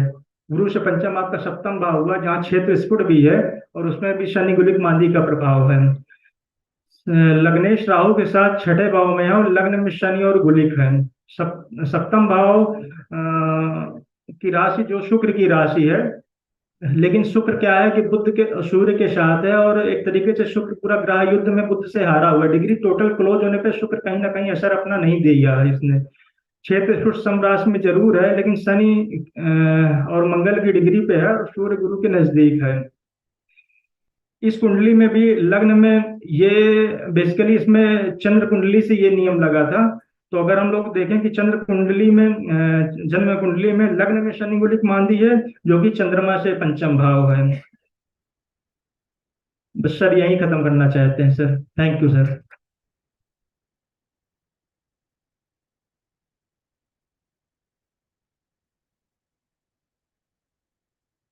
बहुत सुंदर मनीष जी। और सबसे पहले तो किसी के लिए इतने केस इकट्ठा करना ही मुश्किल होता है कि आईवीएफ हुआ ही नहीं है, सबसे मुश्किल काम ये है, और फिर उनके बारे में जानना, तो ये बधाई के पात्र हैं। और मेरा निवेदन रहेगा कि आप अपनी रिसर्च को जरूर जर्नल में पब्लिश कराएं ताकि ज्यादा से ज्यादा लोगों को इसके बारे में जानकारी हो जो ज्योतिष में अपना विश्वास रखते हैं। अनिल जी, कोई स्टूडेंट आपकी तरफ से रहता है जोशी सर की क्लास में, या फिर मैम दूसरे टीचर के लिए प्रोसीड करें?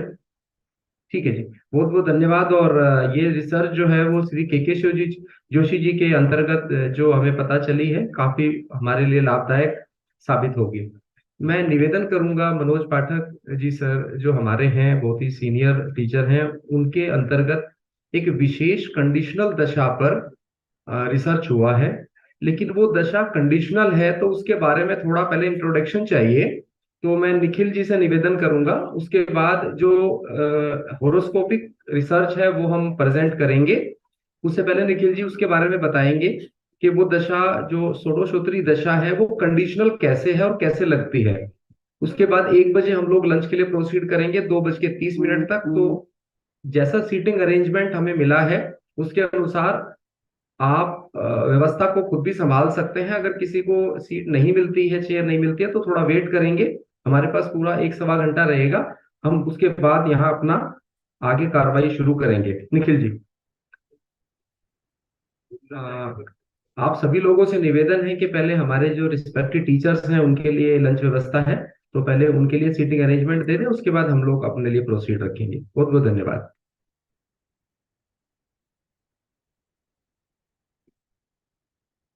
Good afternoon everyone. यहाँ पर मैं हमारा जो रिसर्च हुआ है पिछले 6 महीनों में षोडशोत्तरी दशा पे, उसके बारे में इंट्रोडक्शन देने वाला हूँ। इसमें बेसिकली हमने षोडशोत्तरी दशा सेलेक्ट क्यों की, ये पहला क्वेश्चन था हमारा। आउट ऑफ ऑल अवेलेबल दशाज इसमें क्यों जा रहे हैं हम लोग। तो जैसे हमने पहले भी कालचक्र दशा पे रिसर्च किया हुआ था, तो स्टार्ट में ही हमारा क्वेश्चन था कि कंडीशनल दशा पे ही जाए। अब विंशोत्तरी दशा हमारे पास अवेलेबल है, तो फिर कंडीशनल दशा क्यों जानी चाहिए, ये क्वेश्चन था कई स्टूडेंट्स का। तो बेसिकली हमने तो यही देखा कि भी अगर विंशोत्तरी दशा अगर इतनी सफिशिएंट होती तो पराशर ऋषि 42 नक्षत्र दशा और मेंशन नहीं करते अपनी बुक में। तो इसका कुछ तो इम्पोर्टेंस होगा, इसी सोच के साथ हमने कंडीशनल दशा अडॉप्ट करने का सोचा। फिर जब हमने इसको स्टार्ट किया लगाना, तो एक चीज हमने देखी कि विंशोत्तरी दशा जो है रिजल्ट तो देती है, पर उसका रिजल्ट इस तरीके से होता है जैसे कोई बीमारी है, उसके लिए अगर आप ट्रीटमेंट लेने जाते हैं तो एक जनरल मेडिसिन के जैसा असर आपको जो विंशोत्तरी दशा है वो जरूर देगी आपको। इट्स लाइक अगर आप हॉरोस्कोप स्कैन कर रहे हो तो उसके लिए वो एक्सरे का काम करती है, it will give you details. But जो कंडीशनल दशा है ये और ज्यादा मैग्निफाइड व्यू देती है हमको किसी भी हॉरोस्कोप का। It is like a specific medicine like antibiotic, और ये एक्सरे के बजाय एमआरआई का काम करती है हमारी किसी भी कुंडली पे।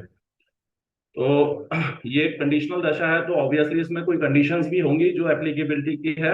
ये हमने देखा है कि 50% हॉरोस्कोप्स पे लग जाती है। षोडशोत्तरी मीन्स 116 ईयर, षोडश इज 16 एंड उत्तरी 100। तो 116 सालों की दशा है ये। जैसा मैंने कहा ये नक्षत्र दशा है।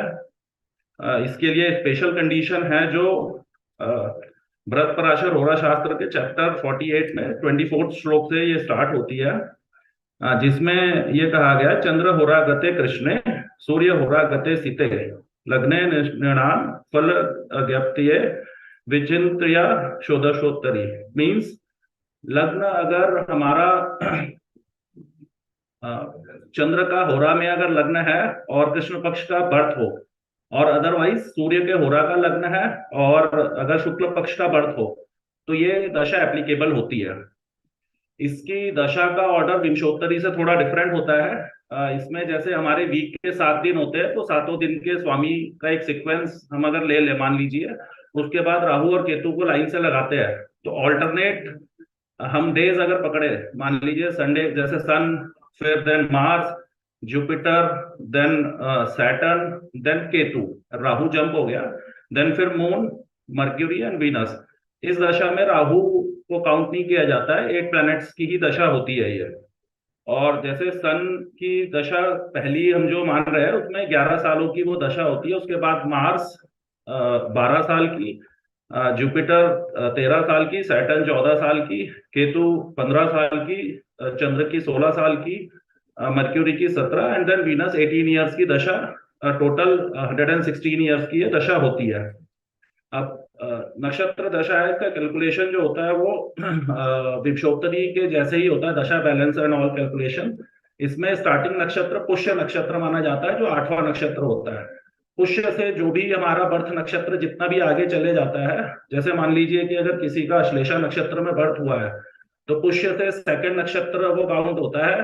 तो इसमें सेकंड महादशा मीन्स सन के बाद जो मार्स की दशा होती है वो सेकंड महादशा होगी इसमें। सिमिलर इज सब पीरियड जो होता है इसका अंतरदशा प्रत्यंतर दशा, वो जो मेन दशा होती है उसी का फर्स्ट पीरियड होता है हमेशा। तो और लाइक आई सेड कि दशा बैलेंस जो होता है विषुवत्तरी के जैसे ही कैलकुलेट किया जाता है कि नक्षत्र में कितना मून ट्रेवल कर चुका है, उसके अकॉर्डिंग ही इसकी दशा ली जाती है। With this introduction, I would like to invite Rashmi Saigal ji for presenting case given on page 39 of booklet to prove this dasha's efficacy in detail.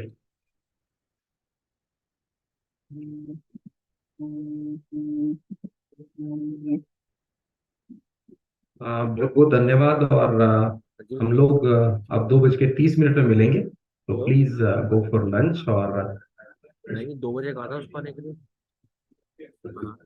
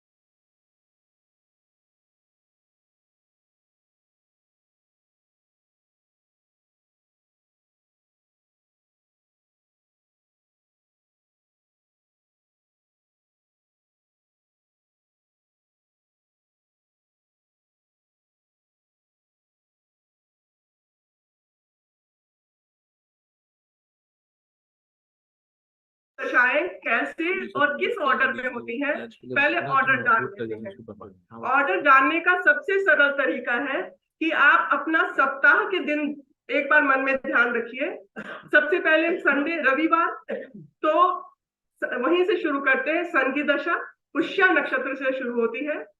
सन की दशा, सन के बाद आप मून, फीमेल ग्रह छोड़ दीजिए। सन के बाद मंगल की दशा, मंगल के बाद अगला फीमेल ग्रह, मंगल के बाद सीधे एक और जंप लीजिए। जैसे सन से मंगल पे आने में आपने एक जंप लिया, सन के बाद मंगल की दशा, मंगल से आप बुध छोड़ दीजिए, जुपिटर की दशा, फिर शनि की दशा, शनि की दशा पे के बाद आएगी केतु की दशा, और फिर जो छूटे थे मून, मून के बाद मरकरी, और मरकरी के बाद वीनस की दशा।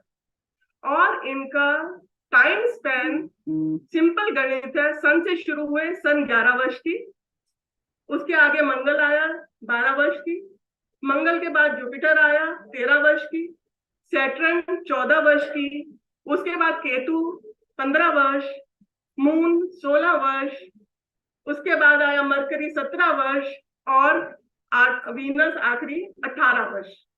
अब दशा को लगाना कैसे है, तो ये इसकी शुरुआत पुष्य नक्षत्र से होती है। यानी पुष्य नक्षत्र में जन्म हुआ तो पहली दशा यानी सूर्य की दशा लगेगी। उसके आगे दूसरे नंबर पे पुष्य के आगे अश्लेषा, तो मंगल की दशा। इस तरह आपको कैलकुलेट करना है। तो दिस इज सिंपल कैलकुलेशन, जैसे विंशोत्री में होती है। इसमें दशाएं 8, राहु दशा नहीं है। याद रखने का एक सिंपल सा तरीका है, वीक डेज याद रखिए, एक डे छोड़कर अगले डे पे जंप करते चलिए। तो ये उन्होंने ब्रीफ कर ही दिया था आपको। अब चलते हैं इसकी विशेषता। अब हम एक केस को लेकर इसमें स्टडी करते हैं कि ये दशा कैसे अप्लाई हो रही है केस में। आप ये रश्मि आर्या का लग गया, रश्मि सहगल।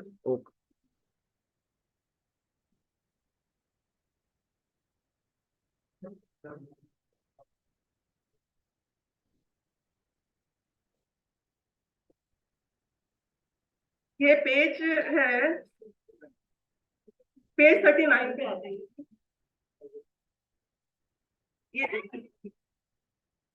ये जन्म है 19 नवंबर 1957 का, 19 नवंबर 1957 दिल्ली का जन्म है।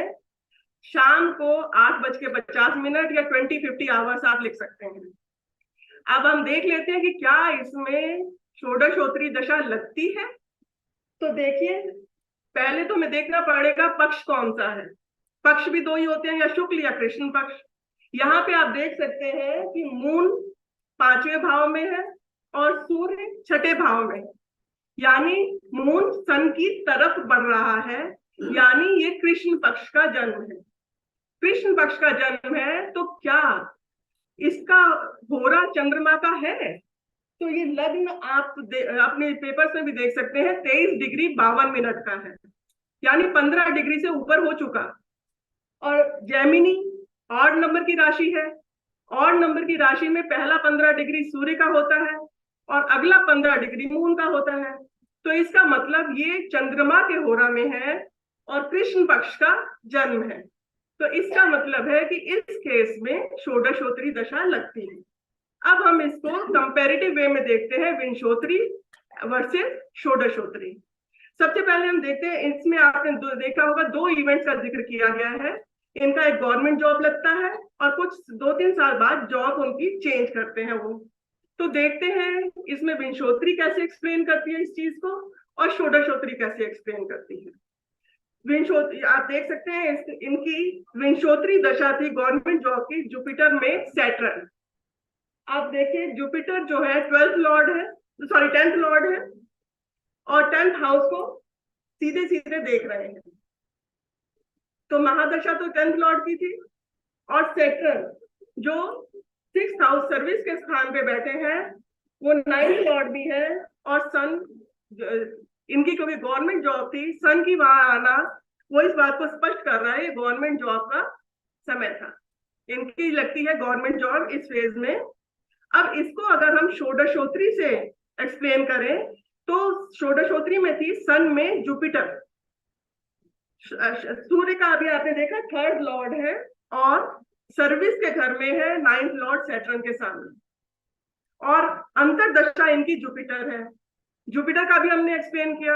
अब इसमें हम थोड़ा सा आपको एक टच देना चाहेंगे कि जुपिटर ये षोडशोत्री में प्रिसीजन कहाँ से आया। प्रिसीजन ये है कि जुपिटर की महादशा, अच्छा पहले थोड़ा सा पहले टच कर लेते हैं। इनको जन्म के समय, व्हाट अ कोइंसिडेंस, जन्म के समय इनको षोडशोत्री में मिलती है वीनस की महादशा और विंशोत्री में मिलती है राहु की दशा। अब राहु कैसे एक्ट करते हैं? डिस्पोजिटर की तरह, और यहाँ राहु का डिस्पोजिटर क्या है? वीनस। यानी विंशोत्री दशा जो आपको इनडायरेक्ट वे में कन्वे कर रही है, राहु की दशा एक छाया ग्रह की दशा देके तब आपको वीनस से लिंक कर रही है। षोडशोत्री में वो डायरेक्ट वीनस की ही दशा आई, और कोइंसिडेंस देखिए, राहु भी 18 साल और वीनस भी 18 साल, यानी दोनों, वीनस षोडशोत्री में 18 साल, सो दोनों की दोनों दशाएं बराबर 18 साल चली। मोर और लेस जन्म के समय एक दो दिन आगे पीछे जन्म के साथ ही शुरू हुई, और 18 साल पूरा शुरू का विंशोत्री में राहु रही इनडायरेक्टली वीनस, और षोडशोत्री में डायरेक्ट वीनस रही। अब शुरू होती है सूर्य की दशा। तब इनकी उम्र तब 1975 के आसपास का वक्त था, 18 वर्ष, यानी स्कूल वगैरह आप क्रॉस करते हैं, कॉलेज वगैरह में आते हैं। अब आती है, अब आप कहेंगे कि उसके बाद तो जुपिटर की दशा, भाई प्रोफेशन सीधे दिख रहा है, ये विंशोत्री में जुपिटर सीधे बता रहा है प्रोफेशन, और दूसरे में षोडशोत्री में सूर्य की दशा आ रही है, जो दिक्कतों के भी घर में बैठा है, सर्विस के घर में भी और दिक्कतों के घर में। तो बात वास्तविकता यही है कि इनकी लाइफ में कुछ दिक्कतें आई थी, कुछ फैमिली प्रॉब्लम्स आई थी, फादर की प्रोफेशनल प्रॉब्लम्स की वजह से, तो इनके ऊपर फैमिली की रिस्पॉन्सिबिलिटीज आ गई थी। और उसमें देखिए रिस्पॉन्सिबिलिटीज आई, और जब अंतरदशा जुपिटर की आई, षोडशोत्री में जब अंतरदशा 10th लॉर्ड की आई, तो जॉब आप इधर इनको मिलता है, गवर्नमेंट जॉब। तो is it not more precise than saying कि विंशोत्री दशा तो जुपिटर के आगे नौकरी लग गई, तो वो तो 1975 में आ गए, 1975 में आ गए। बट षोडशोत्री प्रिसीजन दे रही है, षोडशोत्री में जब सूर्य में जुपिटर की अंतरदशा आई तब लगी इनकी जॉब। सो ये था, ये इसे अगर आप D10 में देखें, D10 आप यहाँ नहीं देख पाएंगे, तो अदरवाइज हम आपको बता देते हैं कि D10 में जुपिटर जो है वो सेकंड हाउस में है। D10 आता, शुड आई कंटिन्यू? या जस्ट मी अ सेकंड। विंशोत्री में जुपिटर D10 चार्ट में सेकंड हाउस में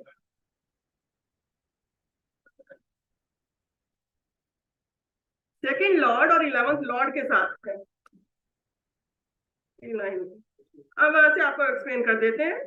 D10 का लग्न है कैप्रिकॉर्न, मकर लग्न है, तो और जुपिटर जो है द्वितीय भाव में शनि और मंगल के साथ बैठे हैं। शनि हुए सेकंड लॉर्ड और मंगल है 11th लॉर्ड। वो सेकंड हाउस में बैठे इन्हें जॉब दे रहे हैं, और शनि जो है, जुपिटर में शनि विंशोत्री में आई हुई दशा एक्सप्लेन हो जाती है, सेकंड हाउस में बैठे हैं दोनों ग्रह। और षोडशोत्री में सन में जुपिटर है, सन जो है, हाँ आप यहाँ देख सकते हैं, सन जो है अष्टम में बैठे द्वितीय को देख रहे हैं, और जुपिटर जिसकी अंतरदशा है वो द्वितीय भाव में बैठे हुए हैं सेकंड लॉर्ड और 11th लॉर्ड के साथ। अष्टम की इन्वॉल्वमेंट शायद इनडायरेक्टली घर की परेशानियां भी झलका रहा है कुछ, और इनको इसमें एक्सप्लेन नहीं है, इनको एक्चुअल में साथ के साथ पार्ट टाइम जॉब भी करने पड़े, जो शायद अष्टम भाव की इन्वॉल्वमेंट एक्सप्लेन कर रही है। अब आते हैं अगले पार्ट पर। दूसरा है जॉब चेंज टू बैंकिंग। अच्छा, आप अगर षोडशोत्री में D10 देखें तो उसमें वो सन जो है सेकंड हाउस को देख रहे हैं, और अंतरदशा लॉर्ड जुपिटर खुद सेकंड हाउस में सेकंड और 11th लॉर्ड के साथ बैठा है। D10 यहाँ पे उनकी परेशानियां भी झलका रहा है, जो शायद आपको विंशोत्री में इतनी क्लियर नहीं मिल रही, ना D1 में ना D10 में। अब आते हैं इनके अगले जॉब पर। इन्होंने जॉब चेंज की 15 जुलाई 1981। जुपिटर में मरकरी की अंतरदशा थी, विंशोत्री। जुपिटर तो आप जानते ही हैं, 10वें घर से रिलेटेड है। और मरकरी, मरकरी यहाँ पे आप देख सकते हैं, ये मरकरी है अकाउंटेंसी। इनको बैंक में चेंज लेना पड़ा, शायद काम का नेचर भी कुछ हद तक रिफ्लेक्ट हो रहा है, इन्हें लेना पड़ा इसी वजह से, क्योंकि उनको उस वक्त लगा कि शायद बैंक की जॉब गवर्नमेंट जॉब में जहां थे उनसे बेहतर होगी। मरकरी 6th हाउस में फिर सर्विस के घर में है। अब अगर आप षोडशोत्री में देखें तो सन में केतु की दशा है। सन में केतु बैठे ही एकादश भाव पर है, और उनका 11th लॉर्ड जो है 5th में बैठा 11th हाउस को देख रहा है। इसको अगर हम D10 में देखें तो मरकरी 9th लॉर्ड है। जुपिटर मरकरी विंशोत्री को देखें तो जुपिटर मरकरी 9th लॉर्ड है लग्न में, having 10th lord Venus in one of it राशिज। और षोडशोत्री में देखें तो सन का एक्सप्लेन पहले भी कर लिया है। केतु जो है, केतु 11th हाउस में होने से it will function like 11th Lord Mars expecting it, और केतु D10 में 9th हाउस में बैठा है जिसका लॉर्ड मरकरी है, और D10 में लग्न में विराजमान। D10 का आई एम सॉरी, यहाँ आपको D10 नहीं प्रोवाइड किया। अच्छा, D10 केतु आप देख सकते हैं 9th हाउस में है, जिसका लॉर्ड D10 दशमांश के लग्न में है, और ये फिर से मरकरी अकाउंटेंसी यानी बैंक की रिफ्लेक्शन भी दे रहा है आपको। So in brief, in summarising all things, जो हम ये कहना चाहेंगे कि विंशोत्री ने तो जुपिटर 10th लॉर्ड की दशा 1975 से दिखा दी, लेकिन षोडशोत्री ने जुपिटर की अंतरदशा बिल्कुल उस वक्त लाया जब एक्चुअल में जॉब लगी, और वो जॉब की परेशानियां अष्टम भाव की इन्वॉल्वमेंट करके साइड बाय साइड फिर रिफ्लेक्ट कर रहे हैं। और जब वो गवर्नमेंट जॉब छोड़ के बैंक की जॉब में आए तो बैंक का मालिक, अकाउंटेंसी का मालिक मरकरी आ गया है आपकी दशा में। सो इसको देखते हुए हमें कहना ही पड़ेगा कि यकीनन कंडीशनल दशाएं कहीं ज्यादा प्रिसाइज होती हैं, और इस कंडीशनल दशा का सबसे अच्छा फायदा ये है कि एक ही दिन में 2-2 घंटे, औसतन 2-2 घंटे छोड़ के आप करते जाएं तो आपको वक्त मिलता जाता है जिसमें हुए जन्म पे ये दशा अप्लाई होती है। औसतन 2-2 घंटे के लिए सूर्य का हो रहा और चंद्र का हो रहा चलेगा, मानते हैं?